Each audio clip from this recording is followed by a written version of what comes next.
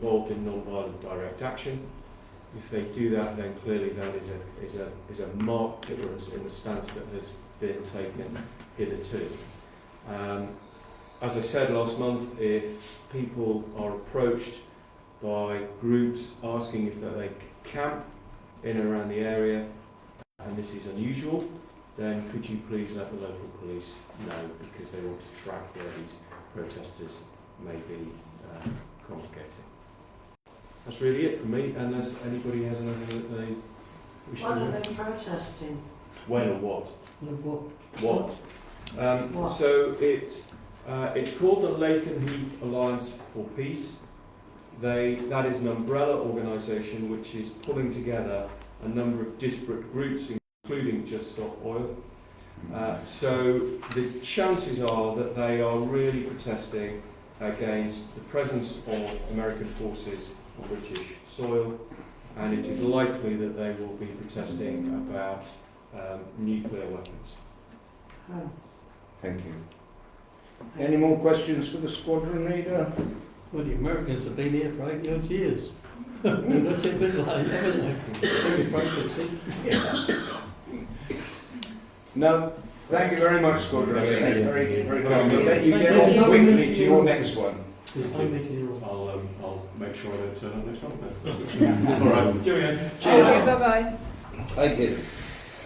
Right, moving on to agenda item number 4, I'd like to introduce Mr. Mark Walsh and Mr. Mark Christie. If I had a memory, I'd be dangerous. Both from West Suffolk Council, who are going to give us a presentation. But before they start, I would like to thank Mark and his team for the wonderful work his West Suffolk people have done around the town in preparation for Brandon in Bloom. Thanks. And they've done a really good job, and you've seen us proud. Thank you, Mark. Thank you. Oh, we're off to a good start then, aren't we? Good start. My name's Mark Walsh. I'm the Director for Operations at West Suffolk Council. Mark and I appreciate the invitation to come and have a chat with you. We're talking to you about simpler recycling. It's probably a bit of a misnomer, really, to be honest, that name, but it's a name that's been given to it by government. Government are bringing in some significant changes to the way that we deal with our waste, and we really want to have the opportunity to come and sort of give you an early heads up around all of that and put this into some sort of context for you. Waste is a really quite a complicated subject. I suppose in some respects Mark and I are representatives of the bin fairies. We all put our waste out in the bin at the end of the drive, and that's the end of it. It kind of just disappears and it gets emptied and it goes off somewhere. But there's a kind of massive machine and industry that sits behind all of that has to deal with it in terms of the logistics of taking it away, transporting it, processing it, disposing of it, reprocessing it into other things. And obviously there's a huge and involved kind of topic. So we can only really just brush over it a little bit now and give you a bit of a heads up, but if it's something that interests you, Mark and I are quite willing to come back and keep you updated on these things as it develops. Because the thing with this is it's going to impact on everyone, every household and businesses as well in the district are going to be impacted by this, so it's quite important that everyone understands what's coming. So we're just going to quickly go through a little bit of background on waste, just to put it in some context, literally in a couple of slides. I'm going to talk to you a little bit about the Suffolk Waste Partnership. So this is waste collection is not something that just the District Council does to you. We are responsible for an element of waste, but waste is very much a team sport. We work it between all of the councils across Suffolk and Suffolk County Council, who are the disposal authority, and we have to work very, very closely together to make the whole system work. So we can't just go off and do things off our own bat. It has to work as a complete kind of machine, if you like. So it's worth putting it into that context. I'm going to talk about some of the current issues that we're dealing with, and what is it the government are looking to do, and why are they looking to do that. And then finally, in terms of next steps and challenges and any questions that you guys might have. So if we go right back to in the midst of time before the swinging 60s, there wasn't much waste really. They're called dustbins for a reason, because there was just dust in them, to be quite honest. People didn't waste food. The waste was what came out of the grate. They used to feed whatever they did have to their kind of animals and that sort of thing. It was very, very minimal. There was minimal recycling that went on. You know, we had the sort of Totters and the Cub Scouts doing a bit with paper, but not very much at all. And what was actually collected pretty well went in the ground, and that's how it was.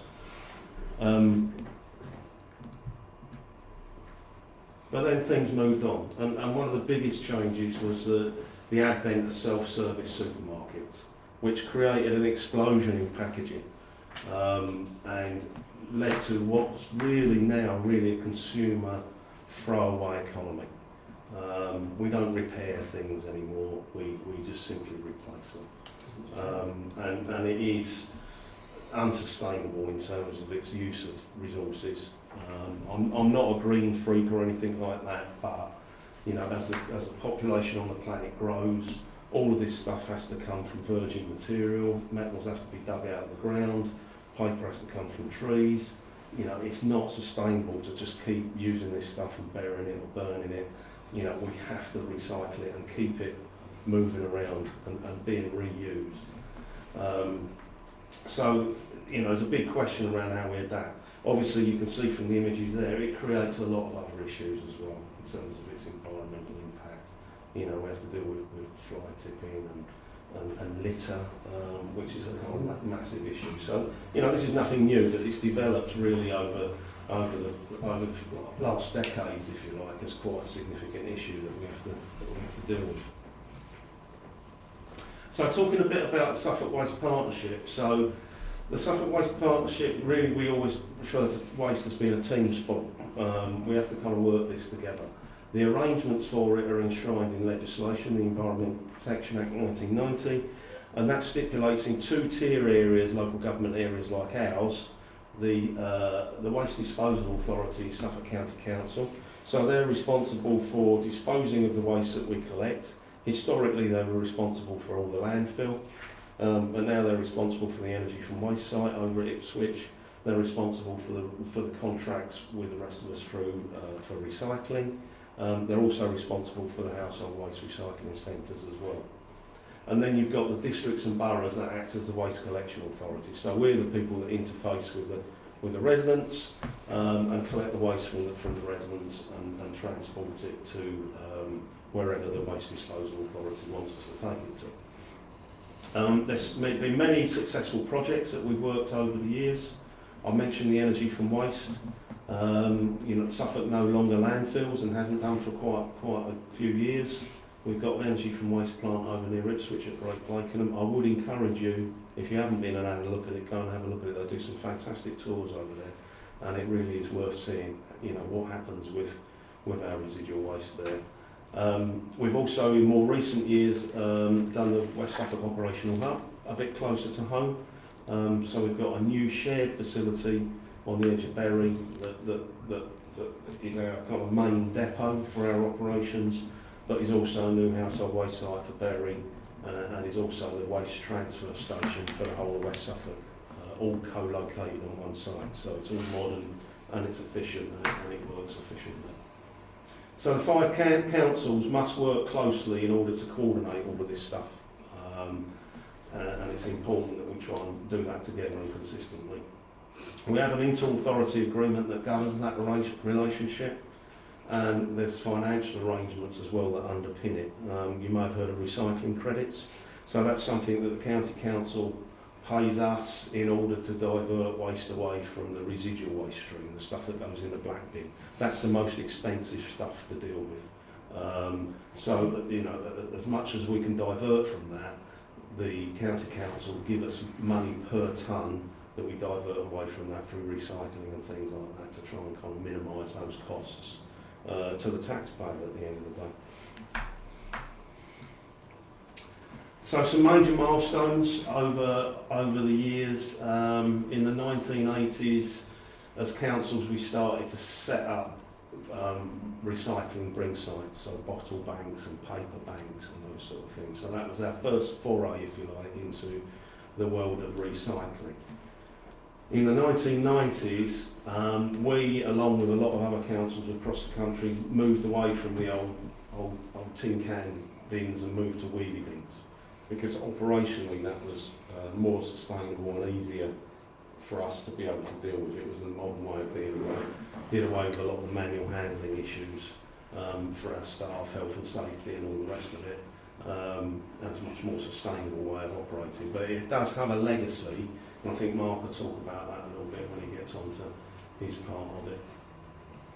And then the government introduced something called landfill tax. I'm not sure if that was in the late 90s. Mark, was it? Yeah. Now basically what that was an accelerating charge that was a tax that was added to every tonne that went in the ground.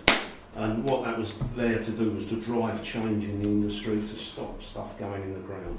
I don't know if anyone's ever been up close to a landfill site. It is awful. It's a horrible, horrible thing, and it's a legacy for hundreds of years. You know, we've got problems with historic landfill sites, with greenhouse gas emissions, with leachate getting into the water table.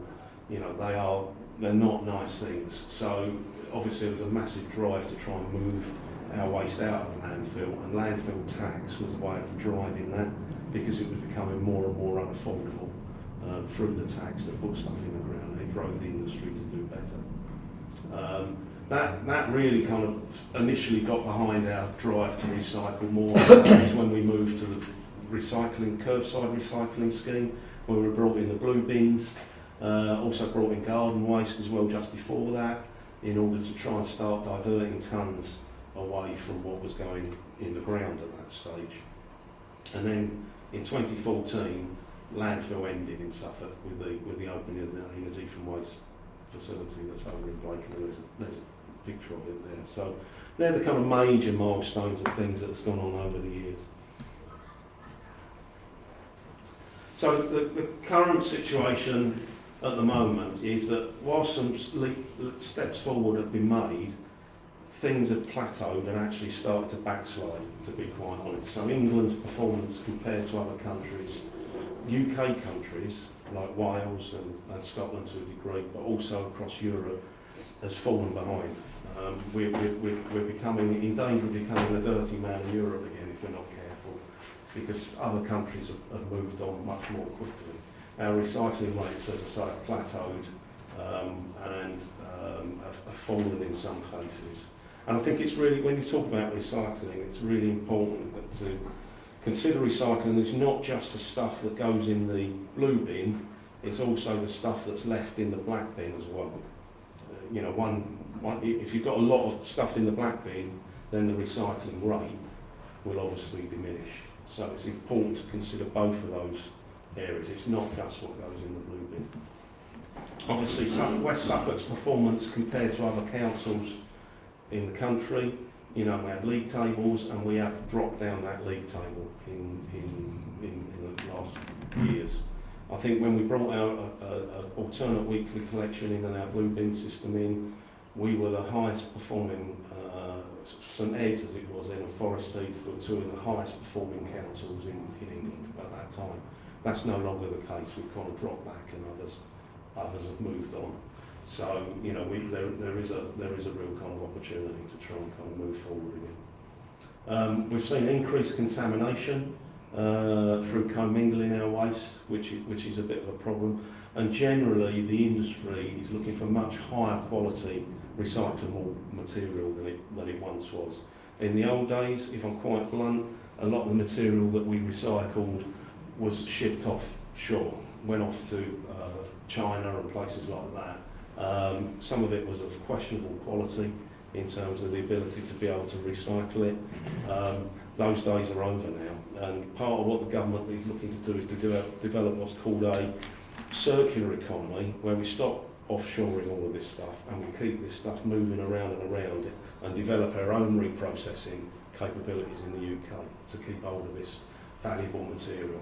So quality is really, really important in terms of what we actually recycle.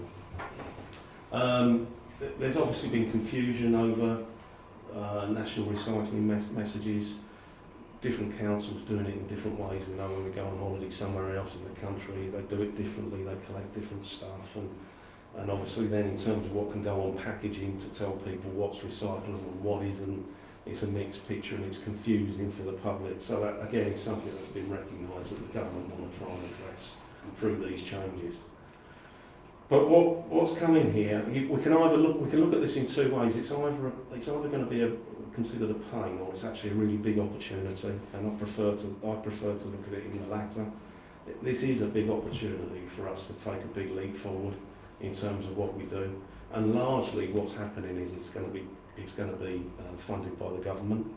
So a lot of councils that are doing better than us, in terms of already introducing things like separate food waste collections and things like that, have done that off their own bat and at their own expense. Through these changes now, because the government are mandating them, they're actually coming up with the money to pay us to be able to do it. So we've got an opportunity to grasp that and really take that big step forward in terms of our performance going forward. It won't be easy. Change never is. And actually getting the residents on board and understanding what it is that we want to do is going to be absolutely vitally important, and trying to get them infused about it. It's being done for a reason, and explaining what that reason is to them. So it's a question of what's our aspiration here. What do we want to do? Do we want to try and really take that leap forward? And I would advocate that is the case, and we really then need to help our residents to do better. And that's how we all have that opportunity to really move us on. Mark, do you want to take the story from here? Yeah. So Mark's mentioned obviously the key issues that we're dealing with. Waste is becoming much more expensive, and if we just talk about disposal, it costs about £125 per tonne to dispose of waste. So obviously recycling, the value you get from the materials, is an increasing factor. One of the key issues for us is how much waste is generated. So within West Suffolk, we currently move around as a council 67,000 tonnes. Now if you take a refuse vehicle that you'll see coming around collecting the waste, a full one of those has about 10 tonne. So there's about just under 7,000 of those vehicle movements moving waste around. And the biggest issue that we have is in the black bin waste, because out of that 67,000 tonnes, 40,000 tonnes is the black bin waste. And this is what a black bin is made up of. I doubt you'll be able to see the figures down the back. I'm struggling from here, so I do apologise. But I'll read them out. This is done quite scientifically. This is about 2019. There are companies that will come out and they'll take a number of your bins from around your area, collect it, put it in a big pile, and then they hand sort all the different things in the bin. So if there's bags full of rubbish, they'll split all the bags open and they'll pick everything out and they'll weigh it by type. And the last time we did this was in 2019, and this is what they found. So the high level big fact is that 60% or thereabouts of what is in the black bin is recyclable. And a third of that, of the black bin, is food waste. Now some of that is the plate scrapings, vegetable cuts, all that type of stuff, but they also found that 40% of what was in there was still in the packet. So it's food that residents have thrown away because the use-by day had gone, the best before day. And you'll have noticed the last couple of years lots of discussions around use-by dates and how we can encourage people to throw away things which are still good. So that's our sort of big challenge. As Mark mentioned, we've got a big legacy of having a lot of residual waste in West Suffolk. So for example, in West Suffolk it's about half a tonne of black bin waste per person on average, and some of the best performing councils it's in the 300 kilos, so considerably less, and that's probably one of the areas that we need to have a look at. But you'll see that the percentage of recyclables, which are textiles, garden waste, glass bottles and jars are in there, obviously plastics, metals, so quite a wide range. And they're in there because, or there's various reasons, it's just human behaviours. Some people do brilliant recycling, fantastic. They'll do it with everything that they generate. Some people don't do any. So you've got these complete extremes of behaviours. Some people do the best they can. Some of the messages Mark mentions is a bit confusing. So can you recycle it? Can you not? So the government's introduced a new scheme moving forward where packaging is got on recycle or not recycle. They might not be the exact word, don't quote me on the words, but it's going to be very clear whether you can recycle it or not. And in England, when this legislation comes in, we should all be recycling the same types of material in England. So the message is all these different materials can be recycled. So the residual waste yields that we collect are significant, and obviously it's expensive because it's the heavy types of waste. So obviously you all know packaging is very light. So your blue bin, you know the difference when you're moving the bins. The blue bin's much easier to manage than the black bin, which heavier waste. And it all goes to energy from waste. But there's a lot of value still in that bin that we can pull out. So it's important that we maintain good material quality, reduce contamination, but extract as much out of the black bin as we can. Thanks, Mark. Now, the rather exciting looking document on the right is really the government strategy. I don't know if anybody's read this. I haven't, to be honest. It's changed over time, and we've been talking about RAWs.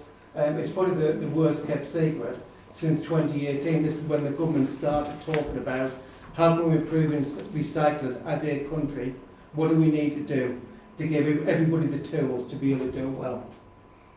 And they came out with some key principles, and some of those principles are, these are some of the apologies for the word and that they use, but extended producer responsibility. So what that basically means is all the packaging producers which supply all this material, put it into the market through this legislation, they're being expected to pay for its recovery. So that's the key element of what Mark mentioned earlier, where we can do this and we're getting the government and the packaging funding to help us do it.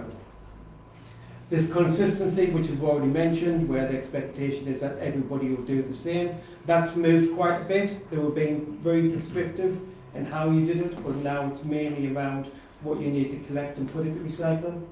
And the third point is the deposit return scheme, which you may have heard about where they use this in other countries, where you can take your plastic and your cans to a facility which is like called a reverse vending machine. You put them in and they give you money or tokens. So it's used quite a lot in Europe, and the government's saying that is a major way of encouraging more recycling by giving residents some benefits back, but also to try and reduce the amount of packaging that's left as litter. So that falls into this remit. So some of these principles, it's not just reflecting what goes in the blue bin, it's also what goes in the black bin, what goes in the litter stream. So obviously that will create a market. We'll see kids picking up plastic bottles and cans and taking it back to reverse vending because it has a value. This is trying to drive and encourage different behaviours. But overall, I think Mark mentioned about ambition earlier, and the objectives it's what it's all about.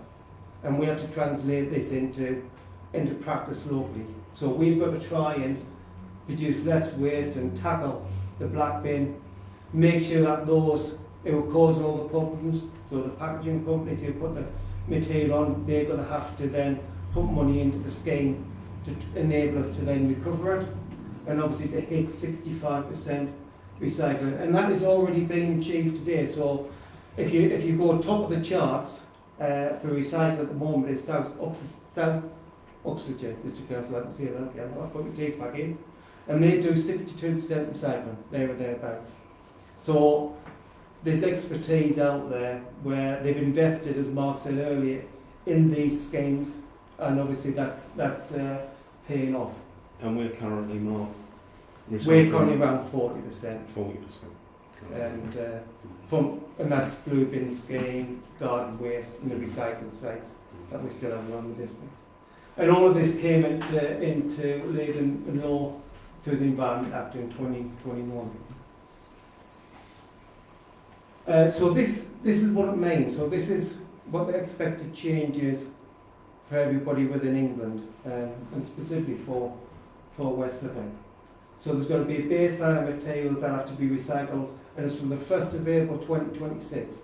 Businesses have to start a year early. So the business expectation, and you have to be in stage 1 or you'll be exempt, is to have 10 or more employees.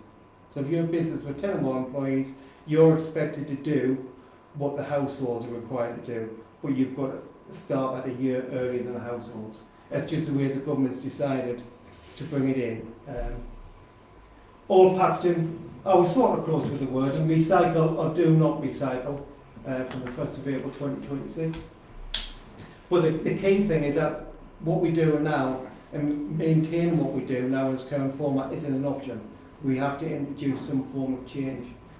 Specifically, if we look at some of the materials that we're expected to collect. So currently collected in Suffolk, obviously you know your paper, your card, your plastics, metal cans, you're well versed in that because we've been doing it a number of years, probably just short of or just over 20 years.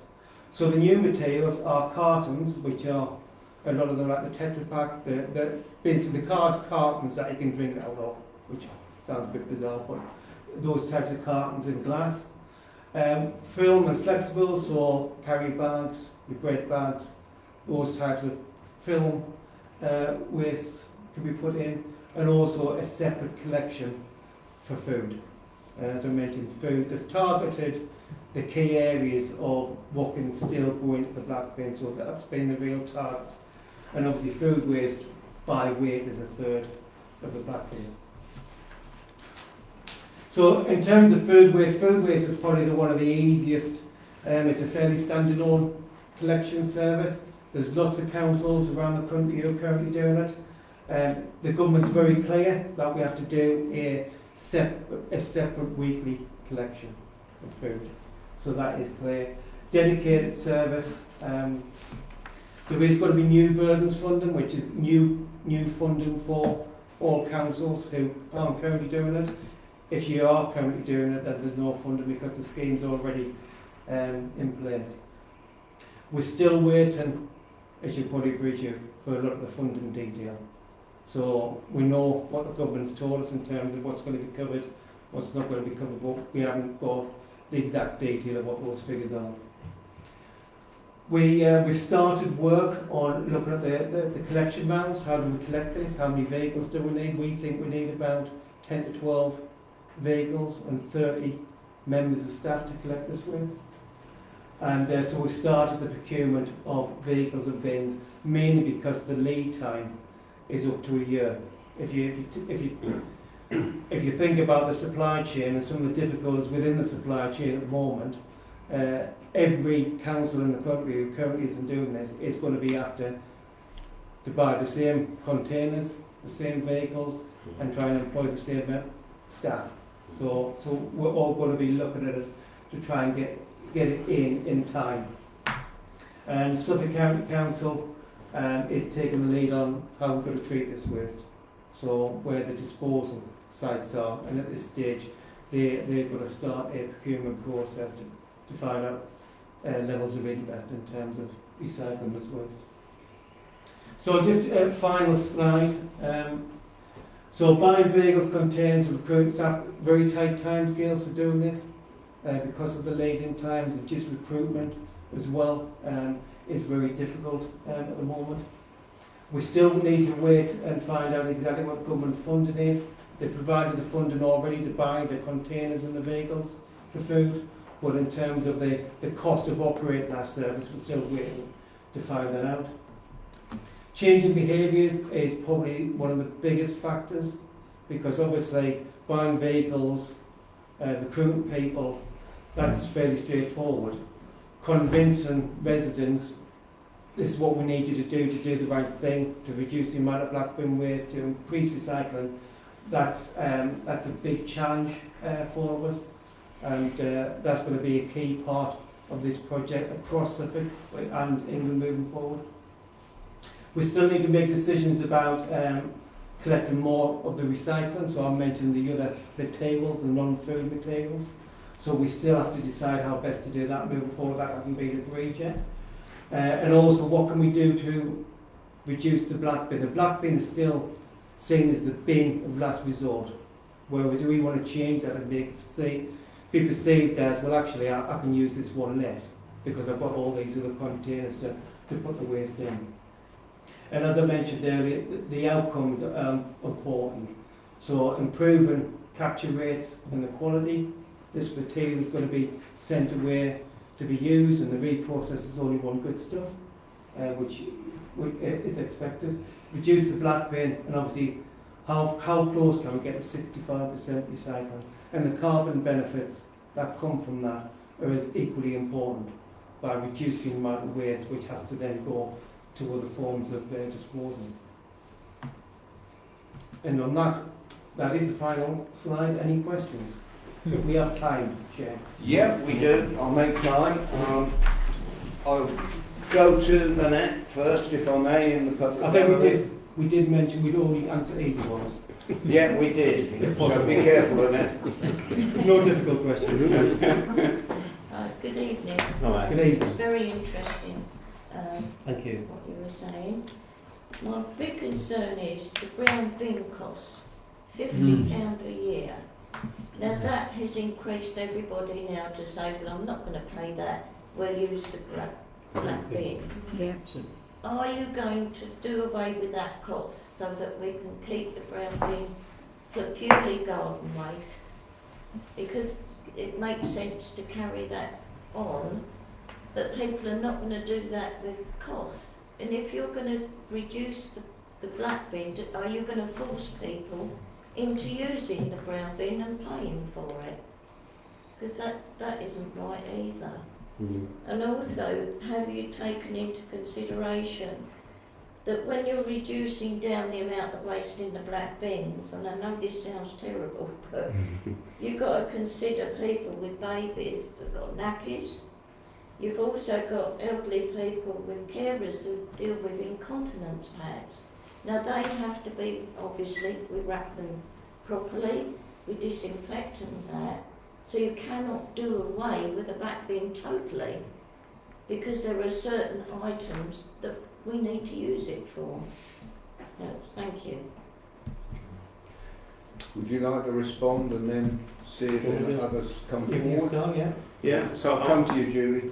I think as far as the garden waste bin's concerned, I think that charge is going to remain, definitely, but obviously I understand that to some that is a bit of a disincentive. But I think what we have seen is when we brought the charging in for the brown bin, you know, the people that need it continue to use it still, and you know, in that respect it's still a valued service, and it is one that, you know, I would argue is quite good value for money when you look at how much it costs a week comparatively. But I appreciate that's difficult sometimes to get over once, because it was free once.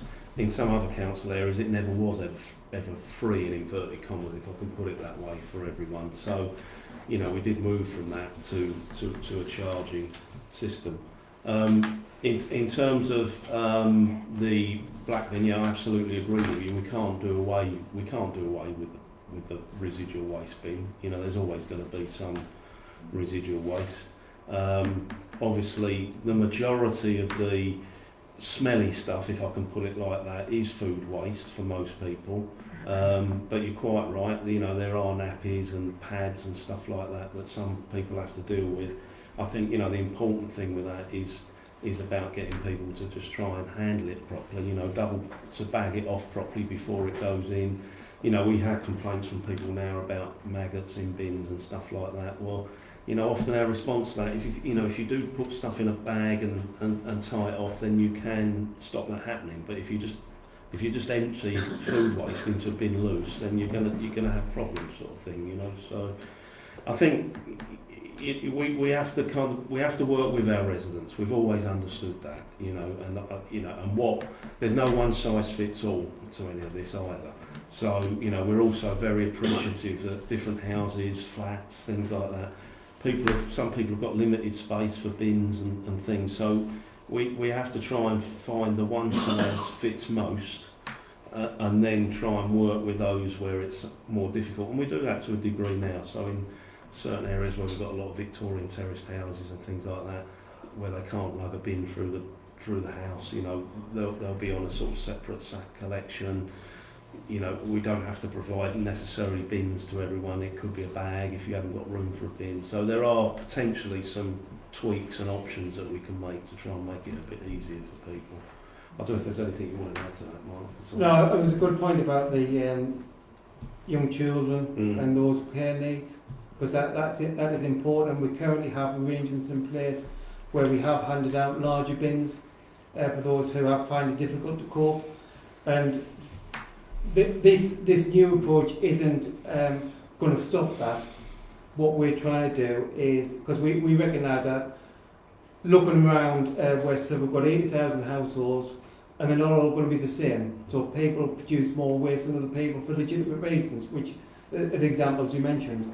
I think what we're specifically interested in is, can you take out as much of the stuff that you can recycle that you, we have to manage if things like nappies and incontinence pads, we've got to take that away. That is public health. That's the cornerstone of a lot of what we do. But it's what we tend to find is sometimes we collect bins from households and there's no recycling, and that's what we're trying to change the behaviours with.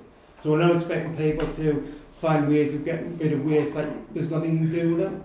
That's what the black bin's always going to be there for.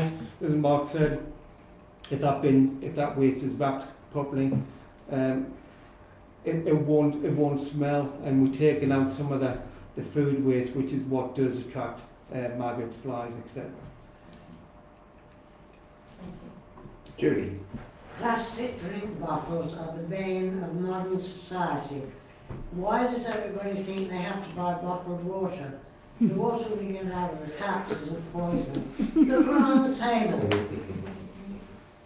Are you guys for real? You're all drinking water out of a plastic bottle. What are you going to do with it when you're finished? Goes in the recycling.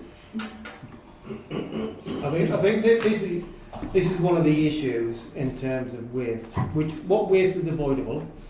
What waste can be something that you reuse, like a reusable container? The circumstances when, obviously, disposable plastics, there'll probably still be a need for them in the short term, but I think longer term we'll be looking to see what else can we do. What we do encourage is, if you do use disposable plastics, recycle them, and let's get some further use out of it. But it's still a problem. It is a problem. It is a problem, but I think you're absolutely right. I think the deposit return scheme that we mentioned earlier will force a change in behaviour, because what will happen is every single one of these bottles you'll have to pay an extra 20 pence for it, and you get that 20 pence back if you take that bottle back to the supermarket or wherever that you got it from. Like we used to with the glass. Exactly, it's back to the future, exactly like the Corona bottles and that. If you're old, I'm certainly old enough to remember that.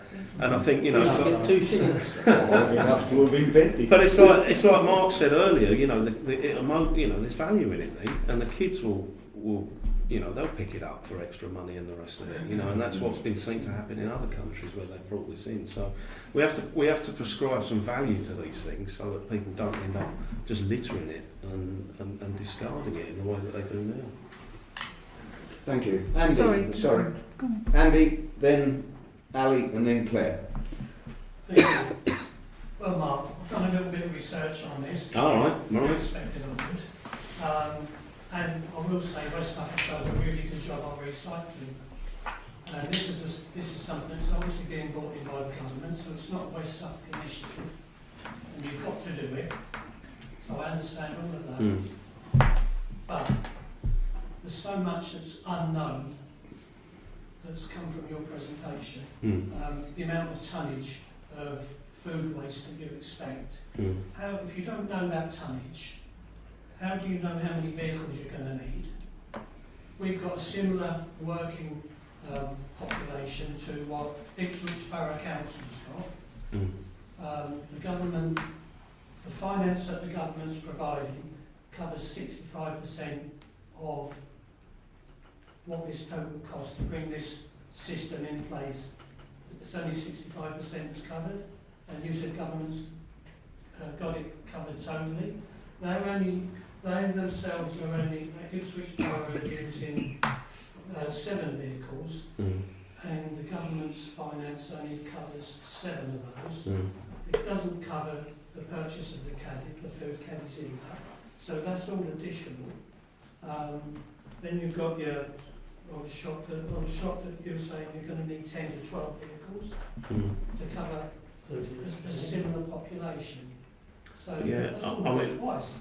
In answering some of that, all good questions, Andy. What I would say is we've only had 20 minutes to sort of present this. We could go on all night in terms of, Yeah, I appreciate you know, and this first came to us, as Mark said, back in 2018, and we've been doing an awful lot of work within the Suffolk Waste Partnership on this in the meantime, in terms of working with, you know, some of the best consultants in taking your point about how much food can we expect, looking at what yields you can expect to get from different households.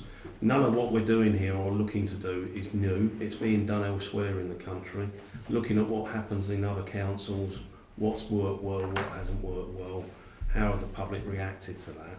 In terms of the funding, you're right. We don't know the full extent of what we're getting from government yet. They're saying they're going to meet the full net cost, whatever that means. We do know what capital funding we're getting for new burdens for food waste collections. We're getting £1.7 million in West Suffolk for bins and for vehicles. Will that cover all of that cost? Maybe not, but it will cover most of it. We might be a little bit shy at the end of the day, but we're right in the midst of working that through at this moment in time. So it's certainly going to cover 90% plus of the cost. Well, whilst the government are forcing you to introduce this system, the general public can't force to use this system. That's not optional. And Broadland Council, paid with an 80% take up. So if the residents themselves embrace this, and it depends on how you sell it to them. If you drop this food caddy system off to them and say this is a new system that we're employing, they're going to take it as read that they have to use that. If they choose to return that food caddy to you and say, no, I'm happy to carry on as I am, there's no you can't penalise them, you can't police this system. I mean, in terms of what options there are for enforcement around that, all of that's not clear yet, you know, and we always tend to be carrot rather than stick. You know, we don't want to kind of punish residents for doing the wrong thing. We want to encourage them to do the right thing. So you know, we know it's a hearts and minds kind of operation, you know, and that's, you know, partly why we're very happy to accept the invitation to come and talk to you guys tonight. It's part of that, you know, just to explain what's coming over the hill. It's a little way off yet, but it's coming. So, you know, we need to work with all of our communities and partners and all the rest of it to kind of have this conversation and you know, try and find a way in which we can land this collectively in the best way within our communities. Some will like it, some won't like it, but I think hopefully we've set out that there's an absolute need to do something different. We can't carry on in the way that we are. It's driven by cheaper electricity, by the methane from the food decomposing in the digester to create cheaper electricity. So when you collected all this food waste, where are you taking it? Well, there's a procurement going on at the moment for the disposal for the food waste. So it will go for anaerobic digestion. That's the process that will be used to actually digest it. And you know, you're right, that will create electricity and the rest of it. But that will be subject to procurement, and depending on who wins that, will depend on where it goes and where we take it. So that, you know, again, that's not understood yet. Because for Ipswich, the nearest one is in Northamptonshire. No, that's not the case. No. Well, that's what they told me. Well, no, that's not true. That's not right. That can take their capacity. Right. There is digesters that are closer. There's one at Southwold. Yeah. It can't take hardly anything. No, There's but one in Norfolk that doesn't take an awful lot. there are others coming on stream, and as a result of this, there'll be others that will be built. Yeah, so you're going to have to get us something good for Yeah, it. absolutely. Yeah. I was Ali. just wondering what happens with, because obviously there's a lot of street bins in West Suffolk, what's going to happen with the waste from those, and is it worth reinstalling dog poo bins, because we've been encouraged to put dog waste in normal bins now, and dog bins have been removed. Well, that, how do you deal with that? We'll continue to have litter bins. There's no two ways about that. I mean, that we did away with the dog bins because it all goes to the same place at the end of the day anyway. You know, it's all disposed of through energy from waste. We have tried. I mean, full disclosure, we've tried to put recycling bins on the street, and that we have got them still in some locations, but people don't use them properly, and they contaminate them, you know, and it all ends up going to down the residual waste stream, unfortunately. And that's an ongoing process, you know, and hopefully, you know, in time with these changes, that, you know, people will be more accepting of the fact they need to be more careful around what We generate about 12 to 14 black bags of rubbish a Yeah. week in our Yeah. job, and absolutely. we're going to be expected to sort through that and recycle it. And with the best will in the world, we've got a black bin and a composting bin Yeah, in the cemetery, and they can't even get can't get that problem. that No, one. So no. how do we tackle? It's not an easy one, you know, and whatever we bring in has got to be easy for people to understand and easy for people to use, you know, we understand that. But I think also we do need to drive people to do better as well, because we can't carry on as we are. We do have to some degree help people, but we have to kind of pull people a little bit out of their comfort zone and say, look, we can't carry on like this, you know, we've got to do better, we're going to try and help you do better. But you need to work with us in order that we can make that significant step forward. You know, like any change, it would be difficult for people. Any change that we've brought in, when we brought the blue things in, that was before my time. Mark, you were around. I was. That's why I've got grey hair. Yeah, it's difficult, but then people, you know, fairly quickly people settle down and they accept it and they start to use it, you know. So it's often a management of transition really from one state to another that we have to kind of deal with, I think. And I think residents make a change. Some it's an easy change because they already want to do the right thing for the environment, and recycling is one of those areas that everybody in the district got access to, because we have blue bins at virtually all properties, so everybody can engage with it and do their bit relatively straightforwardly. So we just want to keep that moving forward and make it as accessible as we can. Claire? Partly, several people have sort of answered some of the questions. I was again going to ask about High Street and about putting recycling bins in there. And also with Annette saying about the brown bin. If the brown bin charge has to remain, can we perhaps facilitate a way that we get more back from it? Because we get the compost dumped at the country park once a year for people to use. Yeah. But it's accessible getting there. It's not always easy for everyone. And you're looking at great big heavy bags that you've then got to take to your car and all the rest of it.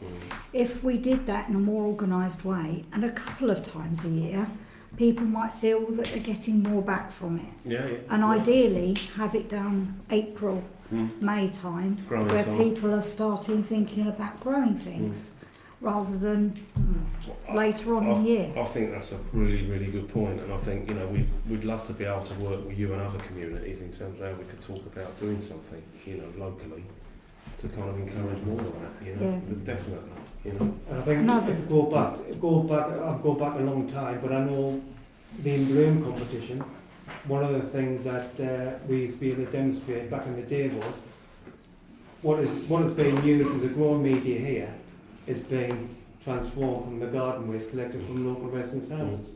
Which is Well, very all powerful. our compost has come from the Suffolk Yeah. recycling. And that's quite a powerful All of it. It's still. a really Yeah, important all of message. it. Yeah. But I think any ways that we can incentivise more recycling, take up in the garden waste scheme, improving the waste coming out of the black bin, that's what we're interested in. I'm never going to sit here and say we'll always have all the answers, because communities are different, and what they value is different. And so any ideas in terms of what we can do to incentivise people to do the right thing? Can we also have an option as well, perhaps, to purchase an additional brown bin at a half price cost or a reduced cost? Because you get to certain points of the year, you can't fill it, and some organisations need more than one brown bin. Thank you. Councillor Mechanic and then Councillor Brocklehurst. Thanks for that presentation, Mark 1 and Mark 2. And thanks for doing the High Street and sending the team out. That's brilliant. I stand to be corrected, Mark, but are we going to want a container for glass, a container for Tetra Packs, and another additional container for food? Are we going to have 3 additional? How are we going to do that, Mark? So there's options under consideration at the moment. And this is a lot of the work that we've already done. So a lot of other places, some of the really high performing places like Wales do what's called curbside sort. So curbside sort means that you'll have heard about the 7 bins that people have to kind of manage, and you put cans in one, plastic pots in another one, paper in another one. And there's a vehicle what's called a roam equipped vehicle that comes down the road with all these different compartments in it that the operatives then empty all of these things in. Now what the advantage of that is, all of that material remains separated. It's what they call source separated. So it doesn't have to go off to a material recovery facility where it's all mixed together in our blue bins and has to be separated. And often, arguably, the quality of the material can be better. Whilst the collection costs are quite high, you haven't got then the costs of actually having this big factory that has to separate it all as well. So that's one way of doing it.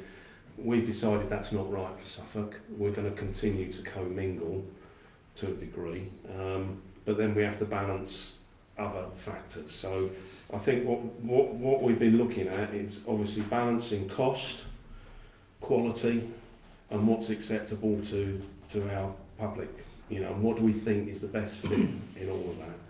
And I think, you know, we don't want to be giving people loads of bins, so we're probably looking at continuing to have a blue bin with what we would have containers in. So that would be metal cans, plastic bottles, tubs and trays, and the glass. They would all be mixed in together. In the blue bin? In the blue bin, right. Yeah. And then you would have a second bin, recycling bin, that will be for paper and cardboard. And Tetra Packs? No, sorry, Tetra Pak will go in the other one. With the glass? It will go in with the other one. In the existing blue bin? Yes. Yeah. Okay. No, this is agreed yet. Okay. None of this is agreed, but I'm kind of giving you a sense of direction in terms of the discussions that, because again, we're trying to agree the same things across the... Yeah, I agree that we're not in a great place and we need to recycle. We need to improve our recycling. And it's up to you people to tell us how you want it. And it's up to us possibly to agree to it. And finally, how will that affect the black bin? Because it seems to me there's not going to be much left in the black bin. In my household, there's no food waste and there's no nappies either. So there might be an empty bin after 2 or 3 weeks, Mark. So perhaps you can answer that. As Mark said in his bit of the presentation, our biggest Achilles heel, potentially, is the fact that we have a legacy of a lot of capacity for the black bin.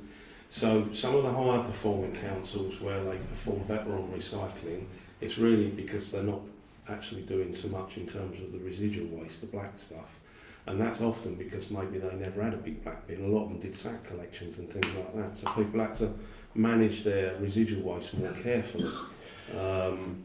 Whereas we've got these big 240 litre black bins and I've had them for years, so everyone just fills them up with stuff. So I think whilst we're spending a lot of the government's money bringing in separate food waste collections, bringing in curbside glass collections, Tetra Pak, the rest of it, if we don't do something around the black bin, then a lot of that's going to be for now. It's my honest opinion. It's going to be suboptimal. So I think we have to find a way, potentially in this, and again, nothing's been decided, of trying to, you know, rebalance the capacities of the bins to make it more effective and nudge people to do more recycling. Can we apply? Claire, sorry, Oh, it's sorry. Councillor Brocklehurst and then I can come back to you. That's one of mine's partly been touched on there.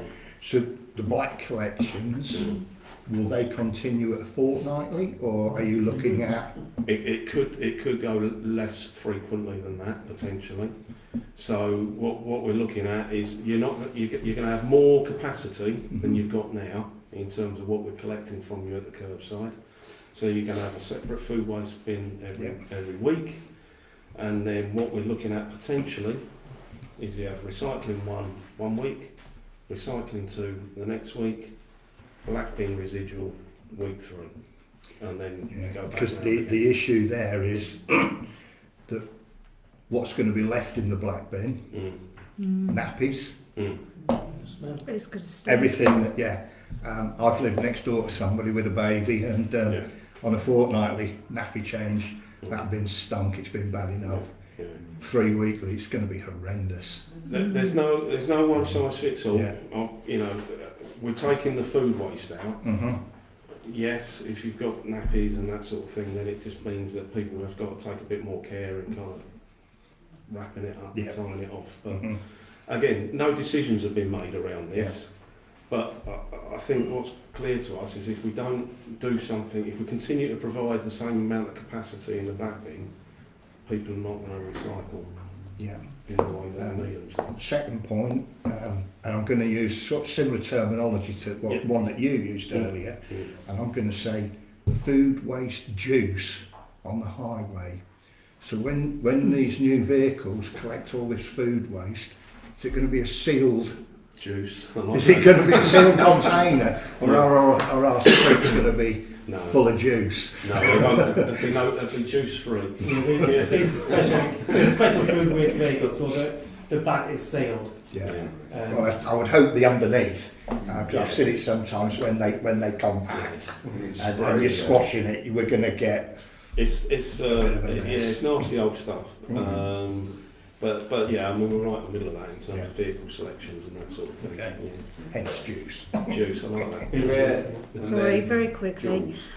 Just wondered, once this scheme gets more established, maybe, talking about the capacity of the black bin, is it worth then at that point saying we're going to reduce the size of everyone's black bin unless they request otherwise? Because you won't need that capacity anymore. Cost. Cost is an issue. But you've also got space. I mean, you're looking at like 4 bins for some people. No, I mean, plus a food caddy. That's a lot of space to fill. If you've only got a small amount of space, where are you going to put them all? I was going to say it's a lot of space to find to put them. Yeah. I think there'll be a lot of people concerned about that.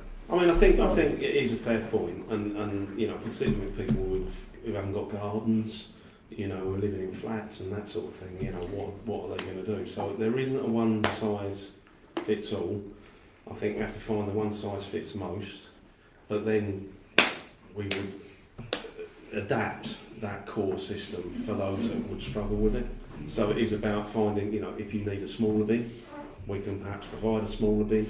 If you haven't got room for a bin for the paper and card, then maybe you can get a bag, like a reusable bag that they I can know use. sub-counties will use bags for things like so that. there are options within the same collection service to try and make it work more readily for different housing types, and that's something that we need to definitely get into, definitely. Jules? Yeah, I just was going to touch on, I just wondered if anything like this is going on to educate, like, is it brought to schools? Because kids are very smart and they like to put mum and dad right over things. I mean, we're living in an age of Deliveroo and everything else, you know.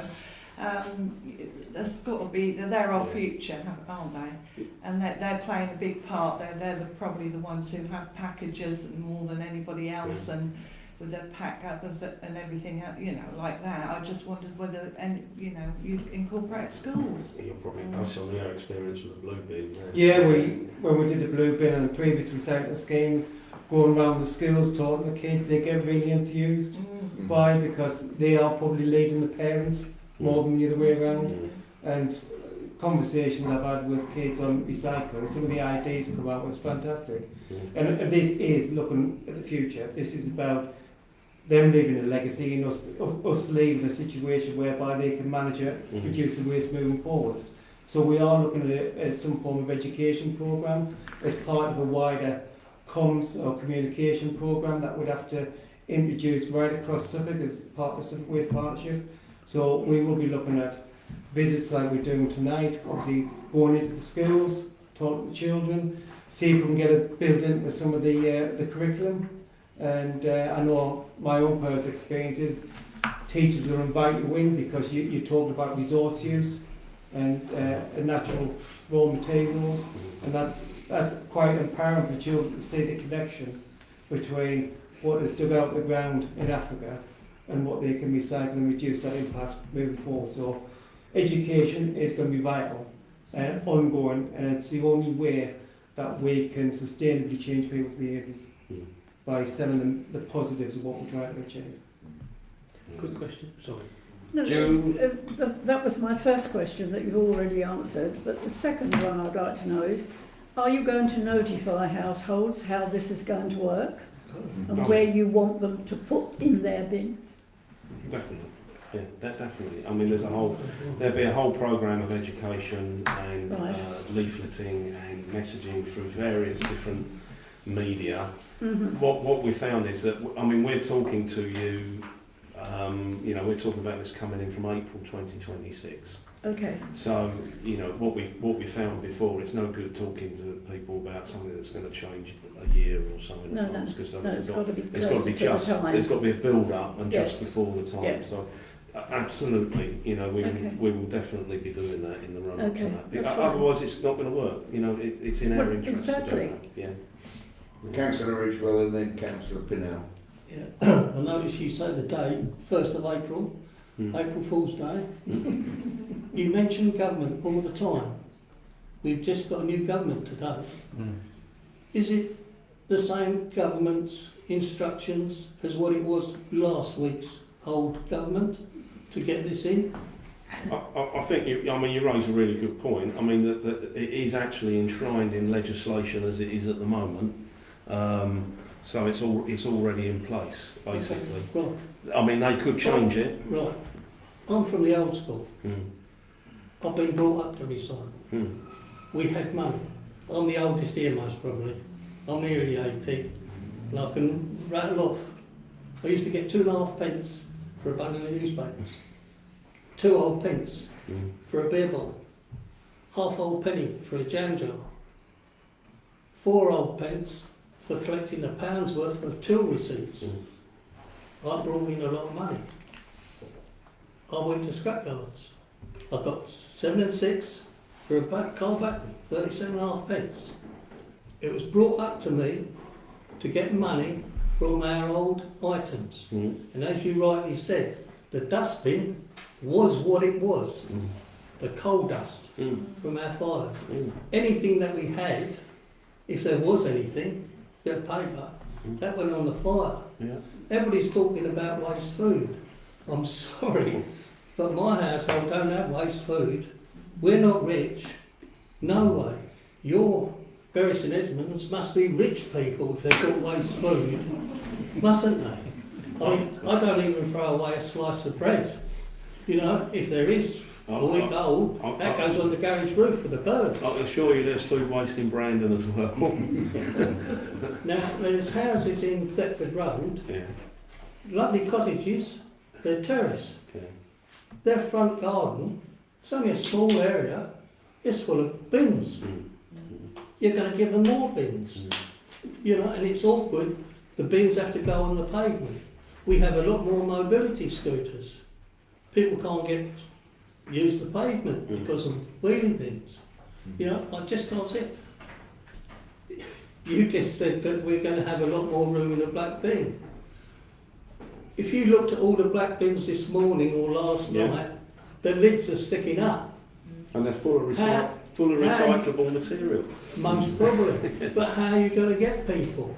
Now, when I was a kid, I got money for this. Glass, not plastic. And as you rightly said, it's the supermarkets that's bringing in this problem. You know, we got a vacuum cleaner 2 weeks ago. great big cardboard box, small item in it, but massive box, white polystyrene stuff. You can't put that in the blue bin, it has to go in the black bin. So it makes our black bin full. You know, we might as well have bought the vacuum cleaner in a cellophane bag. That'd have been better. Then the shop could have got rid of the polystyrene and the cardboard. It's the manufacturers you've got to sort of try and sort out. You go to one of the takeaways, McDonald's, Costa, KFC in Thetford, you get drive through. What do you get? You get all this paper stuff, cardboard, and you're using it only for a few seconds. They're the people you want to try and change. I can't see this is... Peter, that's already what the government being does. tackled. The government are looking at ways You're of telling us tackling it has to come in the 1st of April 2026, but where's the incentive? When I was a kid, we had the incentive. We got money. And I suggested years and years ago, because I've been on the council years, why doesn't the local authority have a shop where people can go in with their tin cans, a bit of cardboard, bottles, and you give them the money? There'd be loads of kids doing that because that's what I did. Nothing's altered. You've got to give the carrot in front of the donkey.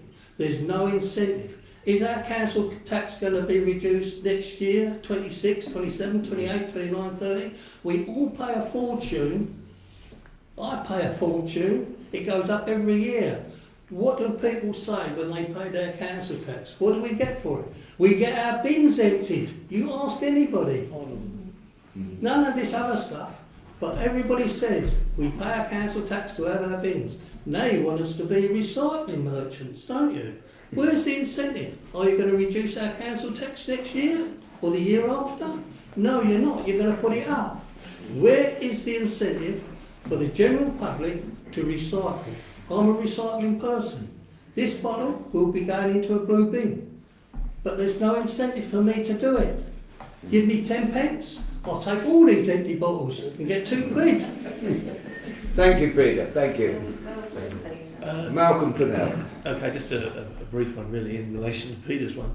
I suggest you know a bit more about this than what you're letting on, to be honest, because our questions have teased further information, such as we suspect that we'll probably not do the black bin every fortnight, and I think that's going to be a big sticking point for a lot of people. I know in my household we recycle and our blue bin is full, our black bin is full at 2 weeks. There ain't any room for anywhere else, and I suspect Jules raised about school. I think the kids are already doing it. My kids are on it all the time. Got to do it, and the incentive, of course, is a better planet, Peter. That's what the incentive is. But I suspect, you know, you tell us it's going to be in April 2026. That's only 18 months away. So you really need to be given some dates about this, and that's what makes me think that some of these decisions, 3 weeks black bin, I think that's probably going to, it's a guarantee, isn't it? No, that decision hasn't been made. It's not going to happen? No, the decision hasn't been made. So it could still happen. Well, it will happen, won't it? I think everybody around this table, and then probably the public know. Well, I mean, that's what's going to happen. I've tried to be honest with you. Yeah. If we bring in all of this additional recycling capacity, and we leave the residual waste capacity as it is, it's going to be suboptimal. It isn't going to work. I mean, that's not just me. That's all the evidence from elsewhere across the country where they've done this. So, you know, we could leave it at fortnightly, but we're not going to get anywhere near 60% if we do. That's You're the not honest going to truth of it. recycle the incontinence pads or the nappies. They're going to still be there. Yeah. I accept that. I don't accept necessarily. I can't see how 3 weeks is going to work for the public. I think you're it isn't. But anyway, For some it will be more challenging. But I think my comment just basically is, give us some dates. We need to know what's going on, and there's no time. We're running out of time. Right. I would like to say something. I've just come back from Brighton, having spent some time down there. They do street collections, communal bins, and that could be an answer for flats and terraced houses and what have you, where everybody goes to a big communal bin which is emptied, rather than having their own individual bins. That was my comment, and I've got Andy Neal, then Sue, then Peter, and did you? Jules, in that order. One's very quick. Ipswich are sticking with the black bin for a fortnight. Sorry, yeah, for a fortnightly collection. They're not going to. They've got the same problem, but they're sticking. So you know, I mean, everyone's doing it. It's not kids. Am I next? So, Yes. As I understand it, it was about recycling centres, so that, you know, part of recycling is encouraging people to use recycling centres. Surely if you had smaller, as you've just said, anticipated my question, Phil, is if you had bigger, you know, more local areas for recycling stuff, you would encourage people put a glass in bottle banks now, that kind of incentive, people use it now. If you encourage people to use them more, that would help. As regards to the even the place at Mildred, if you made it easier for people to use it, people recycle to a certain extent now, so you want to encourage that kind of behaviour, so that you can reduce your bin collections. may I just comment before you, Peter? Yeah. I take my junk to Norfolk. Because they'll let me take my trailer into the site, and I haven't got to climb steps to get to the skip. And I do generate sometimes quite a lot with 8 kids, 2 dogs, 4 cats, and a baby. Now, so that is something you could look at, and also the fact that you have to make an appointment to go to a West Suffolk site, which is a pain in the rectum. And when you get there, they won't let you take the trailer behind the car onto the site. So you're carrying a settee 200 yards at 73 years old on your own. Because the buggers won't let them. So that's just a comment. Peter. Well, I'm dead set against this 3 week for the black, and I reckon the majority of the population is. I feel that you making it 3 weeks when people's black bins are full after a fortnight, we'll have fly tipping. People will be putting their excess rubbish in black bags and poor old Santon down them, and their weight of Thetford will be in the forest. That is definitely going to happen if you have this 3 week thing. They do. It does encourage fly tipping. You know, you're encouraging it. I can't understand it. Now, you say about with the blue bins, but you go across the river, they have a different colour for the same recycling, but they also take glass. You say you're taking glass in 2 years' time. Why couldn't you have done it years ago when Norfolk was able to take glass? They can have, that can be recycled in the blue bin. We were told we cannot put glass in the blue bin. How is it that 2 authorities or 2 counties are different? But you can go to Manchester and they'll have a different colour bin for the recycling. You say we've got to do something, you know, as Malcolm says, to save the planet. Why have we got different colour bins for the same type of merchandise that goes in it? Get it all correct. Brown is brown, whether you live in Cornwall, Essex or Scotland. Very valid point, Peter. Thank you for that. Yeah. Jules and then Gary. No, you didn't. You sat there going like that too much. Just a quick one on what Peter had just said there. Oh, it's now gone. Sorry. You like me? Yeah, it's gone. Too old. Totally just flown off my head. You've given the fact set finance. Anybody else? Sorry. Well, on that happy note, we will thank you very much, Mark. No, we really appreciate your time. Thank you very much. Sorry you had a hard time, but it was inevitable. Not at all. It's all good stuff. Yeah. Is it possible that we could have a copy of those documents that you have there? You certainly can. Each council? What we'll do, we'll email it over, and you can then circulate it. Email it over to the girls, and then you can get a copy from them. Yeah. Lovely. Thank you. Then it can go in the blue bin. That was it. Right. Oh, sorry. Go on, Gary. Right. He's remembered. Well, now that Peter went blue bin, recently had a case where a neighbour wasn't given at the guests, and they dumped a glass bottle in our blue bin. We had to take it out onto the central area for collection, and that was refused to be emptied because it was contaminated. And then myself, as the householder, was charged £16 to have it emptied. Totally not my fault, but because I'm putting it to a central area, so there needs to be some consideration made if these things are going to happen with these bins going out like that. That's a good point. Right, as that's everybody, I am temporarily suspending the meeting for a comfort break. Thank you. I'll be back. Yeah. Yeah, absolutely, thank you. I've done it. Yeah, they're normally aren't too bad, to be fair. I've also got through Bricks Legion. We had some rubbish that we needed to get rid of, charity stuff, What's he got on your copies and shirt? things like that. What, his? I phoned up Time to whoever it powder was up at West Suffolk history of Medical what the old women.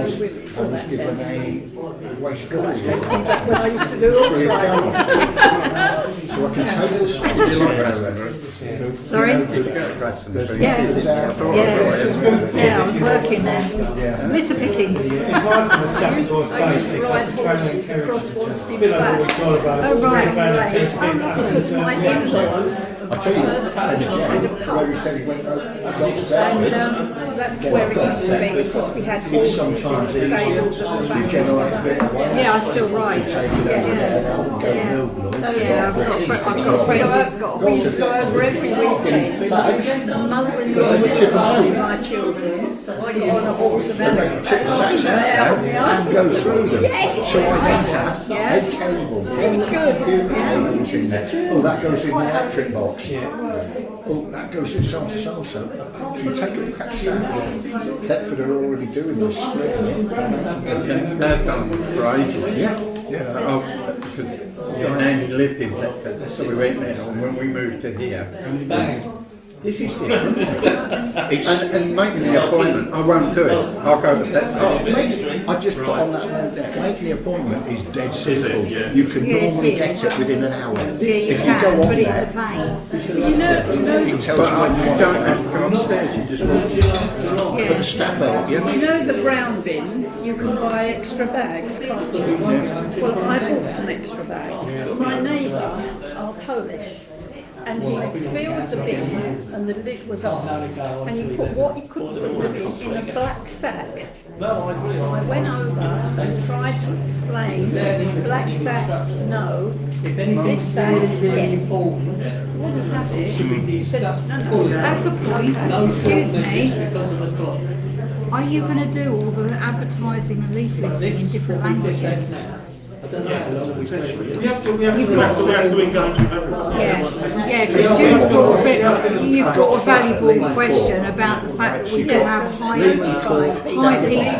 population of Polish, and they don't all speak English or sufficient English to understand. Right. This one. I think what we'll have to do is identify 14 what different languages do we need, where are they? 14 Because I know about. Well, you'll know from the census, I guess. Because So they're it's just allocated to 240. doing the best we can to try and make it easy for people Ours to down the use bottom, us. 42 units. So We have so you can put it in different 7 languages. Yeah. big ones, 7 big blue, 7 big black, and it's just nowhere near enough. And we've told the management company, and they actually said to us, this is what West Suffolk told them you can have. So we're paying now out of our service to have the rooms empty on a once a week basis. But I think, personally, I think there's 42 flats. If you divide your, and I wrote it down specifically, so 240 bins is a regular bin, the big one's a 660 general. So it's a 3, isn't it? So yeah, they should have 14 black bins down at the bottom. They've got 7. I'm going to stop you there. Yeah, thank you. Thank you. Come over for coffee with him. Scrounge your live. If you're going back the right way, that is. It's 3:30 on Wednesday.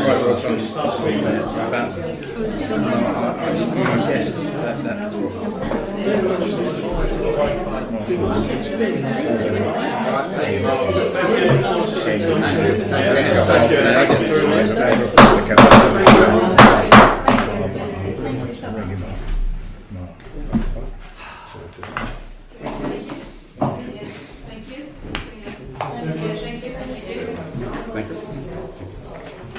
Right. Treble pay, actually. Agenda item number 5, if we please, to receive, confirm and sign the minutes of the Brandon Town Council full council meeting of Monday the 10th of June 2024. You've got Proposing? No, you've got it down as the 8th of April on the top, but it should be the 10th of June. Right up in the corner it's got Monday the 10th of Item June. 5. Item 5, I just said Monday the 10th of June. Yeah, but it's written as 8th of April. They've just used an old template, Phil. It's just a paperwork error. It's a typo, yes. Okay, so it's for Monday the 8th of April. Look, at the top it's got it. I know. I'm just saying what it says. Yes. Thank you. Do I have a proposer? Thank you, June. Do I have a seconder? Thank you, Henry. Can we have a vote? Why, thank you. A unanimous vote. Thank you. Matters arising, number 6, for information exchange only for the full council meeting of the 8th of April, because the 10th of June has crept in there again. Yeah, quick one if I may on matters arising, Mr. Chairman. Yeah. I mean, last month we passed a resolution to spray the weeds. Within a week the weeds were sprayed and we've come in under budget. We're still in credit at £190. Will Farben came along and sprayed the weeds, and then West Suffolk Council came along and cleaned them up.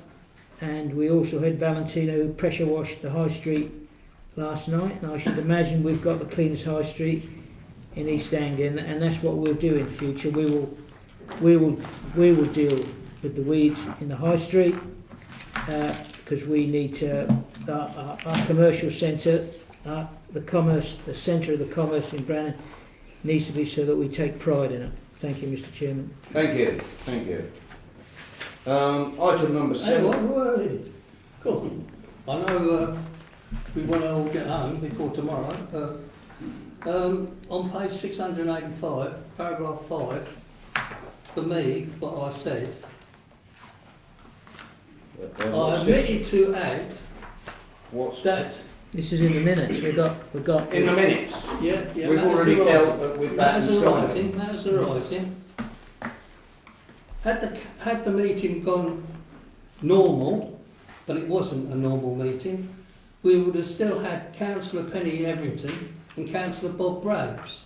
They were 2 loyal councillors who'd done a lot of work for the town, unpaid, behind closed doors, that people didn't know what they've done, and they've worked ever so hard, and because how the meeting was, they resigned. And now you've told us tonight, Councillor Dave Palmer is now resigned. That's 3 decent councillors that we've lost because of the way the meeting was dealt with in May. I think it's terrible. I really do. Thank you for your comments, they're noted. Thank you. And then page 686, the top lines in the public section, a member of the public commented that some of the West Suffolk councillors had informed us how well the West Suffolk Council would do this year with the grounds maintenance of the grass verges. But they didn't tell us they would be taking away some of the play areas in order to do this. Which other play areas is the council taking away and it's not going to be looked after? That's East Ward. Do you want me to comment on it? You can comment. I don't know of any play areas which have been eliminated.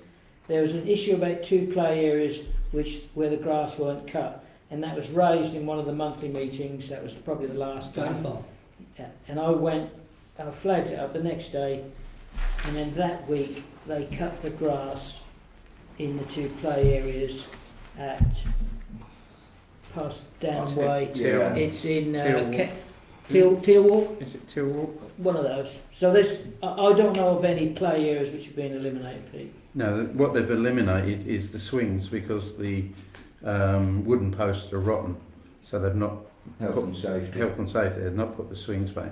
Oh, well, really, Because I- maintenance, he's cutting the grass, etc. Yeah, You know, I brought that up because I live right next to it, and the grandchildren said, "Where's the swings?" So I think I spoke to Victor, and Victor told me who to talk to, and I spoke to them, and that's what they told me, but they've not come back with any further information regarding that. Right.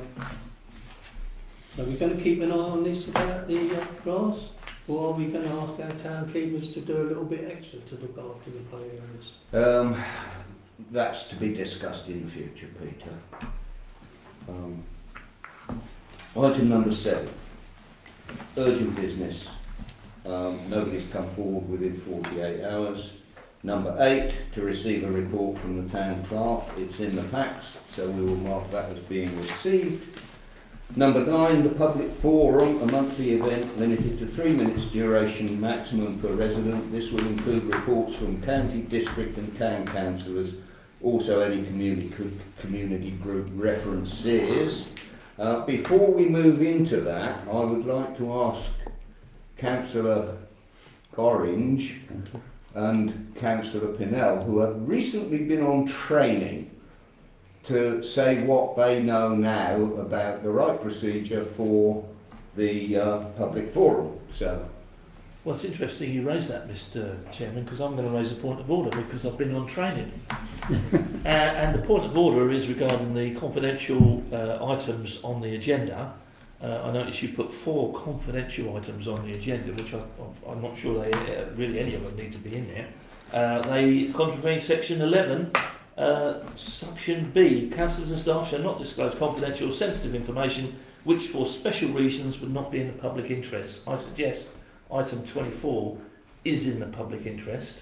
There's nothing confidential about the figures because they're available to everybody through the annual figures, and I suggest that item needs to be moved out of confidential because I think the public do have an interest, and this is not something new. If you went to the cemetery meeting, which you weren't there unfortunately, I have a campaign that we should be as open and honest as we can. We should discuss everything in front of our people. Therefore, I would suggest that should be in the normal section so people can comment on it. I'm happy to raise a motion that we move 24 into the public section for allowing the public to discuss it. If we get a seconder, Me? then it is available for discussion. Yeah, I'll second that. I believe Right. it is the chairman. thank you. Well, thank you for setting me And right. that, unfortunately, is what I learned No, at the training. I was advised that it should be in the confidential by the powers that we have available downstairs, so which is why I put it there. But under the circumstances, I will take further advice and defer that item from tonight's agenda. But it could come back, or would come back, and if it's right, and I'm sure you're right, that it goes into the public agenda, then it can be addressed there. Thank you. Is that acceptable? No, absolutely, absolutely. Lovely. On the other matter, Can I? Yeah. Sorry, I'm taking the minutes. yeah, So what am I putting there? I've written so far, Mountain Pinnell, point of order, item 24, yeah. and then just put yourself, will defer. We'll defer Okay, and thanks. seek confirmation. Yeah.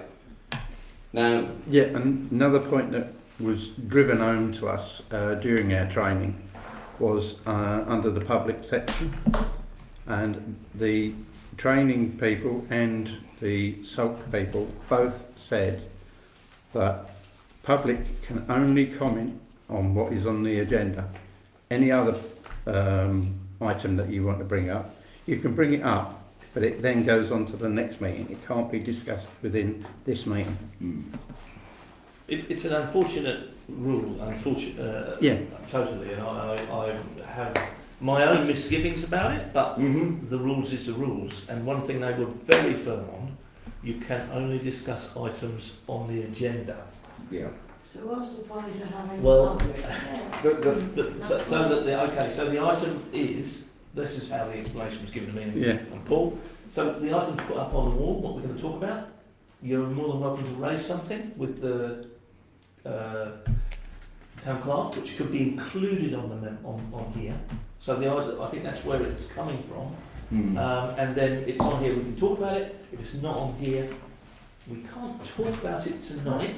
You can raise it and it will be in the next meeting. Don't shoot the messenger. We went to training and that's exactly what they told us. And as you can see, I'm sitting here now with a copy of the standing orders which enabled me to bring that last one up. So, you know, that's where we are. But I knew that. It's That's not why I very thought it loud. would be anyway. We haven't actually started the public bit just yet. So if we can get this out of the way. Basically, you've got the facility here. Urgent business, any item the chairman considers a matter of urgent business to be submitted no less than 48 hours prior to the meeting. So as members of the public, if you wished to bring something up that wasn't on the agenda, you have the ability to write into the office and to myself as chair what that question would be, so long as it arrives 48 hours before the meeting. Bearing in mind there's a weekend, so it will have to be once the agenda is published, you can access it online, or you can come in the office and pick up a copy, and then, oh yeah, what I want to say isn't on there, so I will write in, and then the girls will receive that, they'll pass it on to me, and then I will bring it up in urgent business, and you will then have your ability to raise those issues. And as Malcolm says further, if you raise an issue tonight that isn't on the agenda, then it will be noted and we will put it on the agenda for next time. Is that correct? Yes, that's correct. That's and correct. I think it's only, you know, in some respects, listen, I'll talk about anything. I know everybody around this table will talk about anything, but we have to, one of the big criticisms that I see online from other people who may not necessarily attend the meeting but are quite happy to write in, we don't stick to standing orders. So unfortunately, in my opinion, we have to stick to standing orders. If you give us notice of the question, it gives us time to find an answer for the evening. I don't know, Phil, if you agree. Yeah, I agree. And we're not all experts, and it's good that these two gentlemen councillors have had their training and can bring us up to speed on points, because we don't all know everything. And I've just found it in the standing orders, if you want to look it up. It's Standing Order Section 3E. Members of the public may make representations, answer questions and give evidence at a meeting they are entitled to attend in respect of the business on the agenda, it says. And I highlighted it, but it took me 20 minutes to find it. What happens if it's something that happened today? Have we got to wait till next month for the answer? No, you've got ward councillors. Everyone, you can approach anyone around this table and raise it with them, and they will pick up with it if it's urgent on your behalf and run with it. To have it discussed at the meeting, it will obviously go to the next meeting, but they could well resolve your problems prior to that. And that's what they're all there for. Sue, I suppose we're already into the public, aren't we? So who's responsible for these standing orders? Where do they come from? Suffolk, yeah, go on. They are produced by the Suffolk Association of Local Council and the National Association of Local Council, and all councils are, or parish council, town council are subject to these agreements or rules, if you want to call them. Two separate times. And so they're all, everybody's subject to the same. Right, thank you. Okay, so that having been said, we now go in and I will take reports from Canty, please. Thank you, Mr. Chairman. I had an HGV camp done in Rattlers Road because I was getting a few complaints down there. I've done anything. Well, anyway, the camp came back that there's not many HGVs travelling down Rattlers Road, so Suffolk County Council will not be acting on that. And if if you accept that there will be a count, you have to accept the figures. But we will keep an eye on the traffic, HGV traffic down there. And Sorry, Councillor, is it possible for us to get the figures? I can get the figures. I can get the HG figures. Thank you. I've got the figures. Yeah, I've got them. And finally, Chairman, we've got some collapsible bollards coming, and they will be going in the avenue. And I have talked about it with the members of staff, and I'm just going to get back to you, Ali, because we're going to find out which end and where, and that will make it easier for the machinery to enter the avenue when they do the trees, because I don't think many of us were pleased when they chopped through the chain link fence to get the wagon through there. So with these collapsible bollards, there's no need to chop through the chain link fence, and that concludes my report, Mr. Chairman. Thank you. District? Nothing? Given the time, I will save what I have to say till next time. It's nothing important, it was just information that is a filler. Town councillors, any reports from town councillors? Yes, please, Councillor Brocklehurst. Not a report as such, but in light of what has been mentioned on the standing orders there, could I suggest that any members of the public, we all see the same faces every month, maybe if you don't get your agendas till tonight, that we could collect your email addresses in the office and we could possibly get them emailed out? Absolutely. Please So make a you're note going to of have them early. Yeah. And then on a community matter, it's Brandon and Bloom judging. Judges are here on Wednesday at 12:30. We've got a good tour set up for them again this year. Hopefully we get a good result, but I think everywhere's looking quite reasonable at the minute. Community groups? Oh, just one moment. And Brandon Happy to Sing Choir will be singing at that day. They will. They will. Thank you. Wow. Councillor Ridgewell? Well, they had the railway station meeting on the 15th of June, on Friday. It was packed, standing room only. It's also a case to warrant a proper village hall for the people of Brandon. That was the Church Institute. It did well, but it was full. The car park, they were directing us to go down to Tesco's, which isn't ideal. No. You know, there are lovely village halls, Sandown, Wareham, Wigan, lovely. We haven't got one. No. Other than a pile of bricks. There are recent village halls, town halls that have gone in, community halls, and there's all sorts of methods of fundraising, and if we really want one, we need somebody around this table to pick up the cudgel and run with it. But it was done years and years ago. That land... Times have changed. That land was given to the people of Brandon for the GLC estate being built. They bought the whole area, and that bit, they then gave the land to the people of Brandon, and the people of Brandon were contributed £1 a brick to build the community hall, what we've got, or what we did have. That belonged to the people of Brandon. The land was given to us for the estate being built, for Warren and Heath Road being built.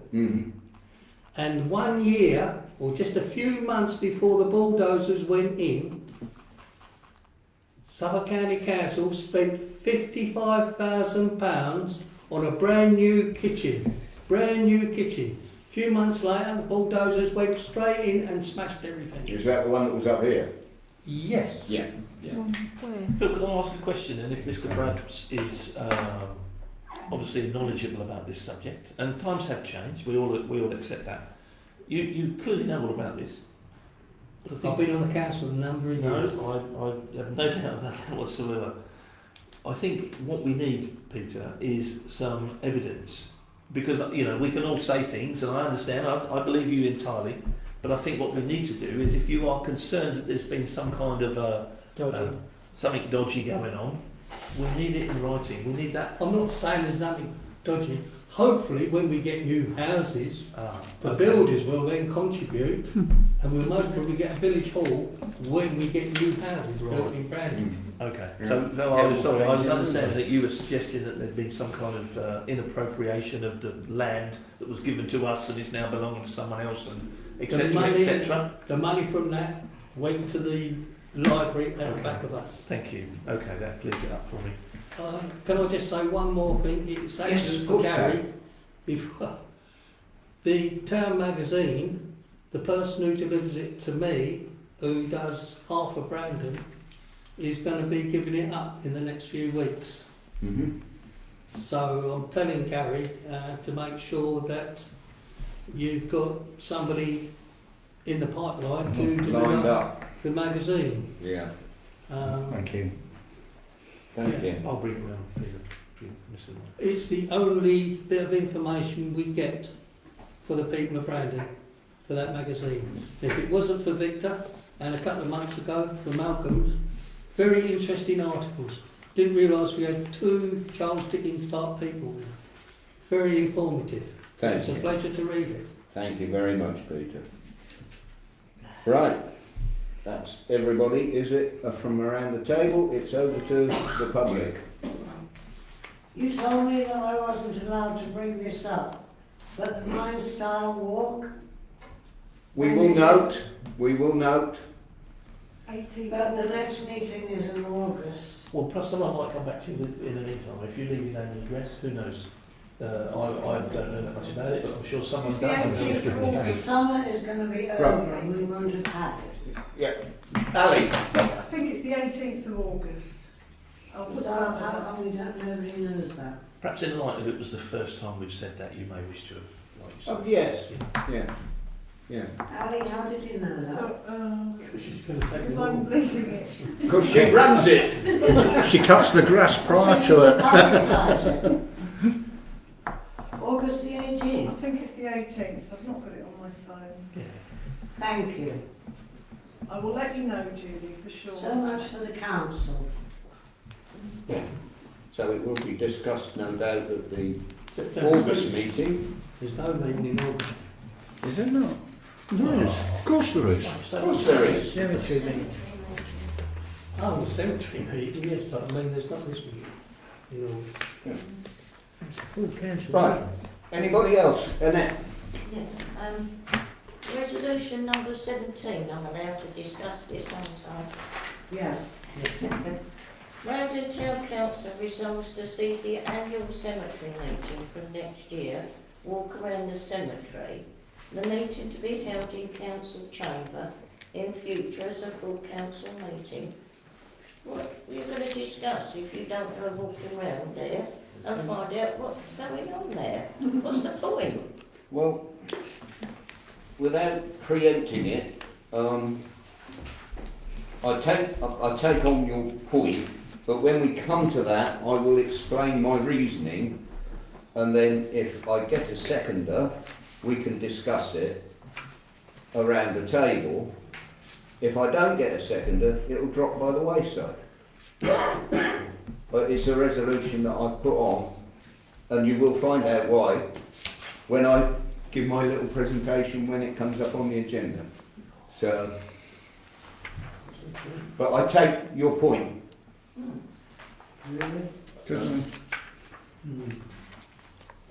And as I know nothing about this, Annette, apart from what I've read in the minutes, could I ask your concerns about that, please? Yes. Yeah, because when you walk round the cemetery in your normal meeting, although it didn't happen at last year, it was very short.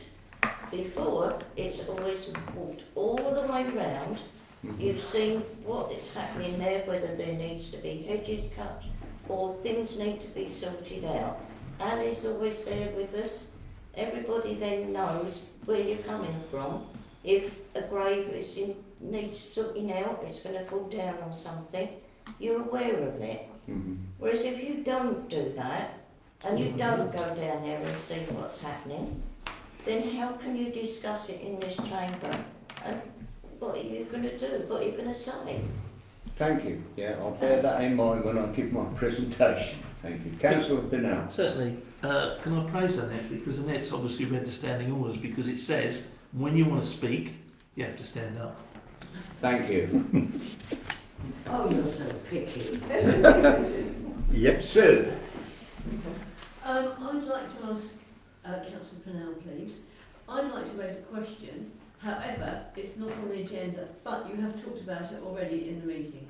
So is that? It's not my meeting, unfortunately. No, I'm happy to answer any appreciate- question, and I may want to do it outside, but it's I up to the appreciate chair. it, but because you read the standing orders, the reason I'm asking you, I'm afraid, Yeah. that's because you pointed this out. We'll have to ask him, to be honest. I'm so sorry. it I depends like- on you, Mr. Chairman, whether I can ask a question or not. Ask it anyway. No, because it's the Yeah. procedure. No, Yeah. we have rules about procedure. Yeah, you can ask it. Whether we discuss it and answer it this time. Well, you've already brought the matter but up. if the So matter I will is be there. asking a question about the Okay, matter so that you've already just brought say- up. Ask the question. Do not keep me in the dark, dear. Let me know what this So matter my is. question is, or my point is, that we have heard extensively about how the council workmen have come and prepared the High Street, the Market Hill, George Street already for the Anglian Brew competition Yeah. on Wednesday. We have not seen them until we have the Anglian Bloom competition. So all of a sudden, Anglian Bloom takes priority over our normal maintenance of this area. I would also point out, it's sad that this is the only area of Brandon that is concentrated on for Anglian Bloom. The volunteers for Anglian Bloom do a fantastic job. I think it looks lovely. It's not a criticism. However, there are other parts of Brandon that are public, i.e., for example, the industrial estate, where they have lorries that have been there for many years that have been dumped. So it's not. It shouldn't just be this part of Brandon. I couldn't agree with you more, and I would just defer to Councillor Mechanic because he arranged for the West Suffolk assistance from Mark, who was here,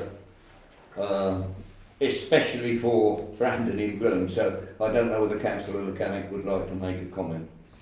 Well, I mean, they gave it the VIP treatment in the High Street, but it'd be a bit ambitious if they'd done that with every street in Brandon. But I was assured this week that Suffolk County Council have come round and sprayed the weeds in the byroads in Brandon. Sue has mentioned the industrial estate. We're having a meeting next week with officers regarding the industrial estate, because I have to admit that's the condition that has lapsed. We're having a meeting. Whether we can correct some of the problems up there remains to be seen. We're doing our best. Thank you, Mr. Chairman. Thank you, yeah. And I would say on that note that I had a gentleman approach me, God, I can't remember when, it's been such a busy month, but he came and said that the grass cutting, and it was on the East Ward, was a much improved in his area. So I was gratified by that the efforts we've put in at district level have in actual fact started to filter through. And it's not going to be perfect, and this spring and winter, spring and summer have been an absolute chaos for them because of the heavy rain, then the sunshine, the grass grows, then it's raining, they can't come and cut it, blah, blah, blah, blah, blah.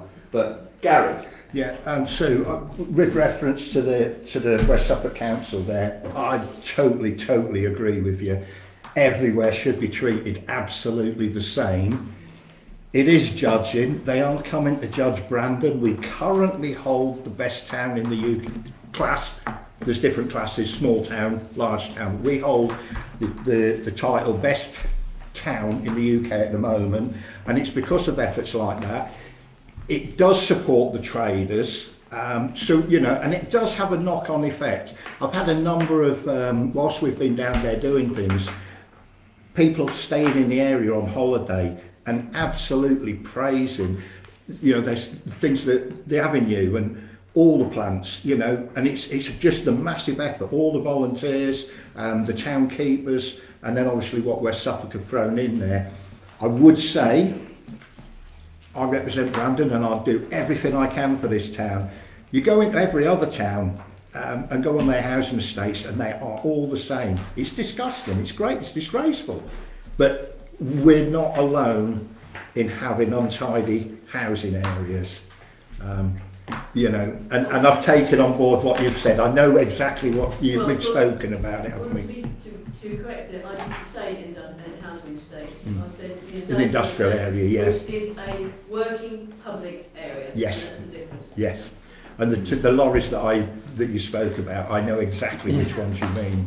Yeah, and I think we all do. Yeah. Yeah. If I may just make one brief point, Mr. Chairman, that Yes. large parts of the industrial area are not council owned, they're privately owned. Yes. Thank you, Mr. Chairman. Yeah, yeah. Anyone else? Mr. Bland. Mr. Pennell, can I just ask you, based on what you've just said, as the minutes are in the agenda, can we talk about things that are in the minutes? Well, I don't believe so, but because No, that's yeah, I don't believe so. But you can raise it for next time if you've got a query about the minutes. Yeah, if you've got a query about the minutes. I'll just email it in. That's fine. Yeah, that's fine. In which case, then resolution 16. Yeah. I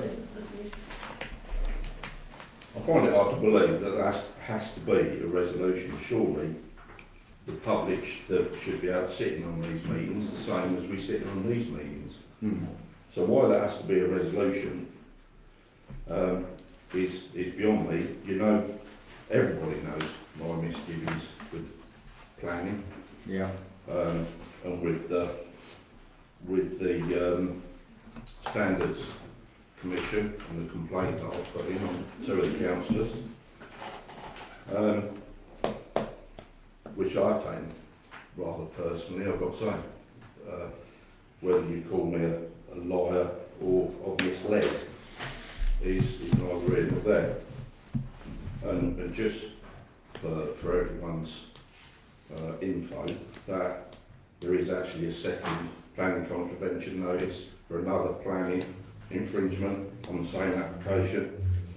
But going back to live streaming, I don't see why that should be a resolution, and if the council oppose that, then I, with confidence, say there must be a serious issue with the planning committee, because there should be nothing go on in a planning committee meeting that nobody in the public should be able to see.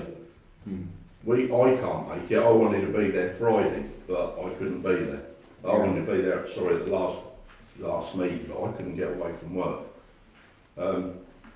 People can't get away, and we should be able to see that on the live stream, the same as we can see this. Thank you. We'll bear that comment in mind when we discuss it when we get to number 16.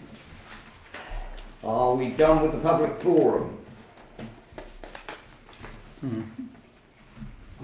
You've already spoken in the public forum. I don't think I'd be 3 minutes though. But this is just to inform Brandon Railway Station, the car park is now chargeable as from last week. I didn't know that. But it's owned by Greater I think Anglia. it's bad of Network Rail not to inform Brandon Town Council that their local railway station car park is going to be chargeable. They are under no requirement. Politeness. They're under, they're Norfolk and we're Suffolk. They are under no obligation to advise us of anything, unfortunately. It's going to Anglia, not Yeah. National Rail. They've been talking about it for years, to be fair, to put it in. So the old British Rail. But Yeah. I think it disgusting. It's still going to go. Just a quick one about the resolution about the cemetery. I thought that no councils held meetings in August anyway, and that was why we had the cemetery meeting. It was just because it wasn't a Proper meeting. Yeah. Thank you for that. I think. Yeah, that's very true. That's very true. West Suffolk doesn't have an August meeting. No. Okay. It's just what friends asking to make parking more affordable. That's what's going to happen. If I may, I'll move on from the public forum to correspondence, which is item number 10. We have an email from the Forest Academy, which is in your packs, where Claire Edmonds thanks the Brandon Town Council and advises that we have reached over 60 families in the town and therefore over 100 children with the invaluable support that the Brandon Town Council has given. I won't read it in full, but it is there and it's well worth a read. The council does tend to do some good sometimes. Thank you. We'll move on to item number 11, which is accounts, to approve the payments for June 2024 on the attached, which is item 11. Do I have a seconder for that proposer? Councillor Mechanic, a seconder? I've got a question on it. Seconder. I want a seconder first. Thank you, Claire. Thank you. Your question. Bear in mind that we do not have a town clerk. No, it will not be answered. It just happened to be, I was browsing down it and it said defib electric pads, £213. To my knowledge, we haven't used any yet. Is this just, is something that's been held? As I understand it, they have been out and in service, but not used, but out. I think 3 or 4 times already. Gary, do you know? From what I've been told, they've been called upon 3 times, but not used. So, but when they were called, it was, we must get the pads, so we've got some in stock. That's what I was because that's we're just not going to know. Yeah, so they are just being held in stock. That's all I wanted. So we've had 3 calls. They haven't been false alarms, but the advice on the phone, the person didn't need. It's really gratifying and that they're there. Yeah, really definitely. Really It was just whether they called on 3 times already. Yes, already. Well, great thing you did. Okay, so I have a proposer and a seconder. Could we have a vote for the what I just said? Payments for June. Unanimous. Thank you.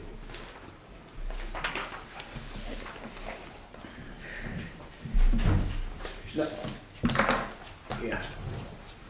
Do you need a... It's just the minutes on the next bit. Excuse me. Right. We'll give him a minute. Have you got a minute, Mr. Chairman, to be honest? Sorry? I think you've got a minute. Thank you.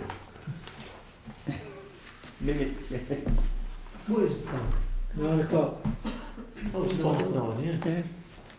Suspended. I don't know what. Come back tomorrow. 6 minutes past 4. Can't come back tomorrow. Can I ask for a No, I resolution can't. to extend the meeting? Yeah, we're going to have to, aren't we? Point of order, Mr. Speaker. Do you want to wait till he comes in? Sorry? We have a point of order. Sorry, it's the training. Yes. You want Until it he now? comes back in, we cannot continue. Looks like you're going to be the new broom. No, now I've read it somewhere and I've got to find it again now. Here it is. I also think to put forward Sad thing is, everybody around the table should, but biannually. No, it's not easy. But it's not easy to go through, is it? And not easy to understand Not if easy you're to on your find. own, You late read it- at night, with you a read it scotch, somewhere. in bed, breathing everything in. Baby crying. We should have had the gentleman from Suffolk as a separate meeting.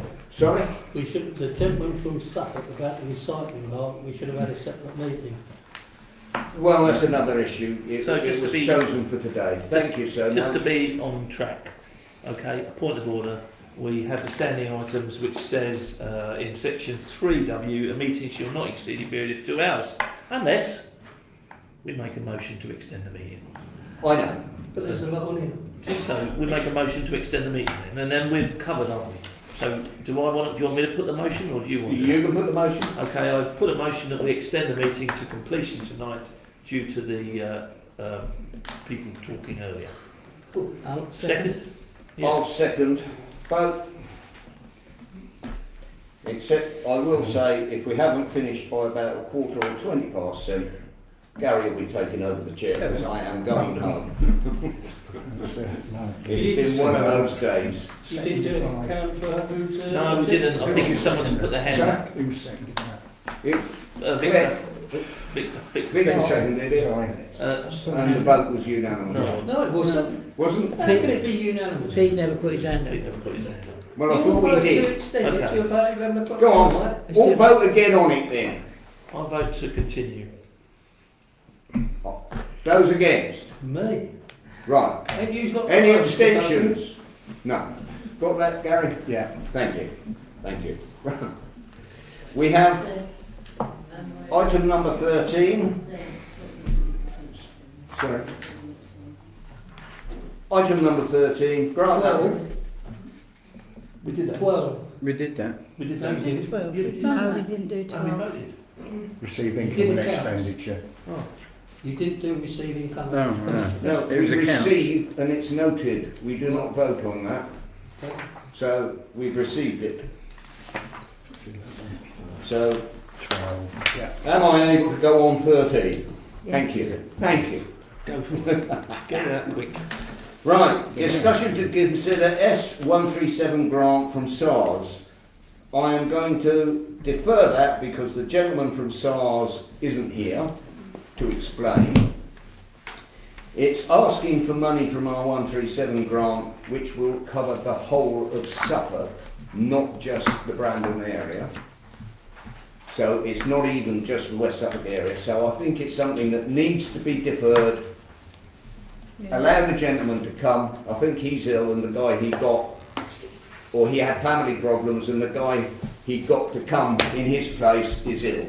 So we will defer, if you don't mind, item number 13. Can I just mention something? Yes. Well, the £500 he's asking for is a spit in the ocean about what the project's going to cost. Yes, But it can't probably be discussed if he's not here to present it, Peter. No, but £250,000 and that 500 quid, that ain't going to do much. You've got this in it. No. You're right. Right.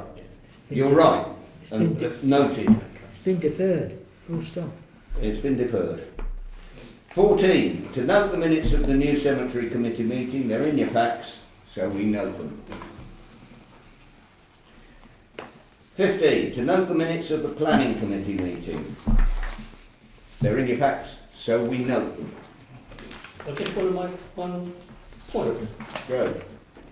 How does it only take 9 minutes for a whole meeting like that? I have no idea, Peter. 9 minutes? No idea. I'm not on They planning must have had a anymore. stopwatch. It's in the minutes.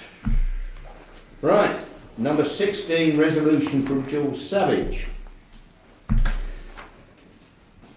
Resolution number 478, Brandon Town Council resolves to live stream the planning committee meetings and consider holding meetings in the evening. Now, before I hand over to you, Jules, I have to point out that Brandon Town Council Planning Committee is the only autonomous committee that we have. In other words, it doesn't have to come back to full council. It makes decisions on behalf of the whole council or the members in the committee. It doesn't need to come back here and say, oh, well, we think we ought to approve this. What do you all think? It doesn't do that. It's autonomous. It can make its own decisions.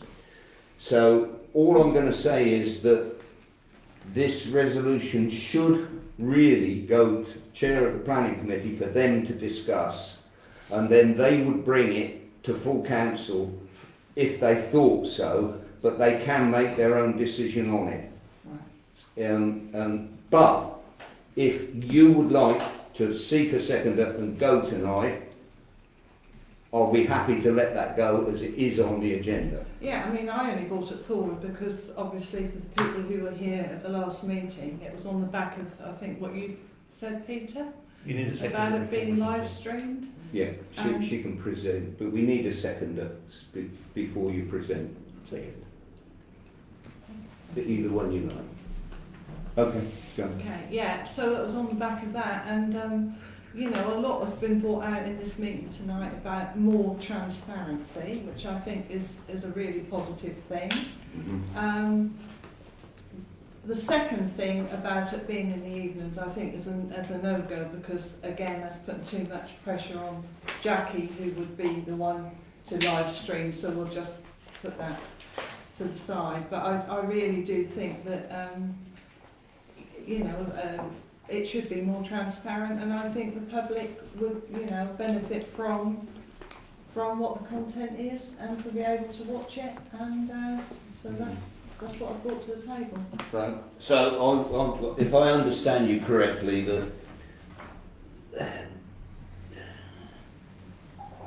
Just the emphasis on the live stream, basically. okay, so we would need an amendment to resolve the fact that we are only considering live streaming it and not considering holding the meetings No. at a different time. Yeah, I didn't actually. So we need an amendment to alter the resolution to that effect. So, do I have a proposal? Yeah, seconder. Thank you, Henry. You okay with the wording on that, Gary? Yeah, all I've done is bracketed the section here and I've minuted it down that Brandon Town Council resolves to live stream the planning committee meetings. And that's it. And that's where it ends. Yeah. So that amendment, can we vote on, please? Well, I'd like just a comment on it, Chairman. Yeah. I don't think that the planning committee's got any obligation to live stream. They don't do it at district, they don't do it at county.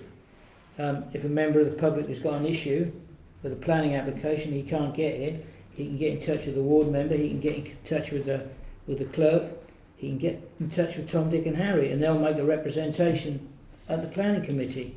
I think this resolution should have gone to the chairman and should have gone to the planning committee, and it's up to them to make the decision, not for somebody else to make that decision. It's up to the planning. Does it suit the planning committee? Does it suit this man? He's on the planning. Does it suit this lady? Does it suit this person? It should have gone to the planning committee. It's inappropriate for this to be brought on a full council agenda, and there's no obligation to live stream any and if somebody's suspicious about the planning, look at the minutes, go and see the clerk, go and talk to the chairman. Thank you, Mr. Chairman. Thank you.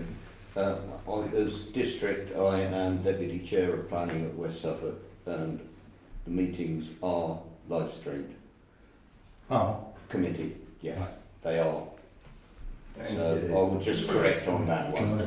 But other than that, okay, I'll leave it to you. As chair of that committee, I had some chats. Most people were really not up for the evenings, which we've removed. The reason not for being in the evenings is that if there are going to be certain applications where you may get architects and people like that present, and then like the cemetery meeting that we went to, we're going to have to do that in business hours. So I thank you for deferring, for scrubbing that one out there. On the live streaming, on what you've just said there, Phil, as well, yeah, okay, there should be no reason why we shouldn't live stream then. No. Anybody if else they're already wish to done. comment? We are being fully transparent then. Yeah. Anybody else wish to comment? So can I put to the council the amendment that we alter the, and we'll need to word this, Gary, that we alter the resolution from Brandon Town Council resolves to live stream the planning committee meetings and consider holding the meetings in the evening. We resolve to, the amendment will be that we resolve to Brandon Town Council resolves to live stream the planning committee meetings. Yes, that's what I've got. That's what you've to got. that point. So we're voting on that first bit, if we may, please. As the resolution change. As the resolution change, On yeah. the amendment, So could I have a show of all those in favour?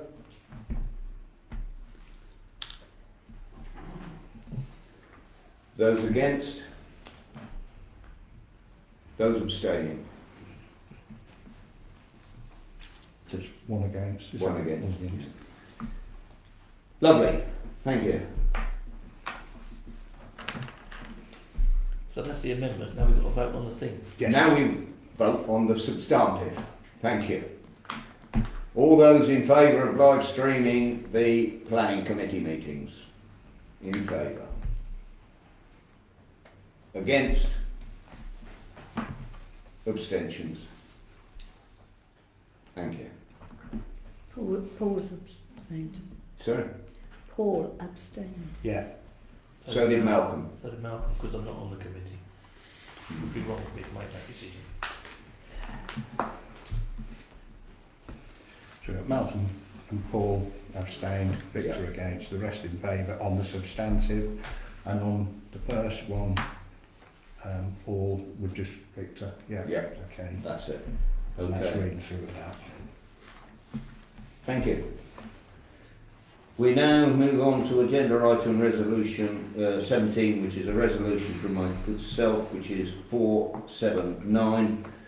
Brandon Town Council resolves to cease the annual cemetery meeting from next year, the walk around the cemetery. The meeting, if we go ahead with the meeting, it would be a normal full meeting in the chamber. However, Ali pointed out, and I agree with her, most councils don't have an August meeting anyway. But I think for us, it's essential that we do, because everybody's used to it. It's a tradition that we have a meeting. I'm just saying that we don't have to have it walking around the cemetery, especially in RFE weather, and I've been up there when it's been pouring with rain as well. I would seek a seconder.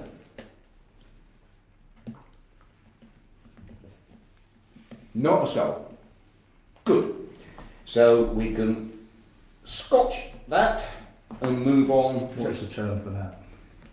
It's not discussed. No, further. it's just not discussed. It's not seconded. That's all. Not seconded. Okay. Thank you. Resolution number 18, which is the resolution to exclude the public and the press, that pursuant to the Public Bodies Admissions to Meetings Act 1960, the public and press be excluded from the meeting temporarily due to the confidential nature of the business to be discussed concerning quotes, lands, staff and contracts. Propose. Second, well, I propose, you second. Yeah. Can we have a vote? Thank you very much. Thank you, members of the public. I tell you what, I should read these minutes.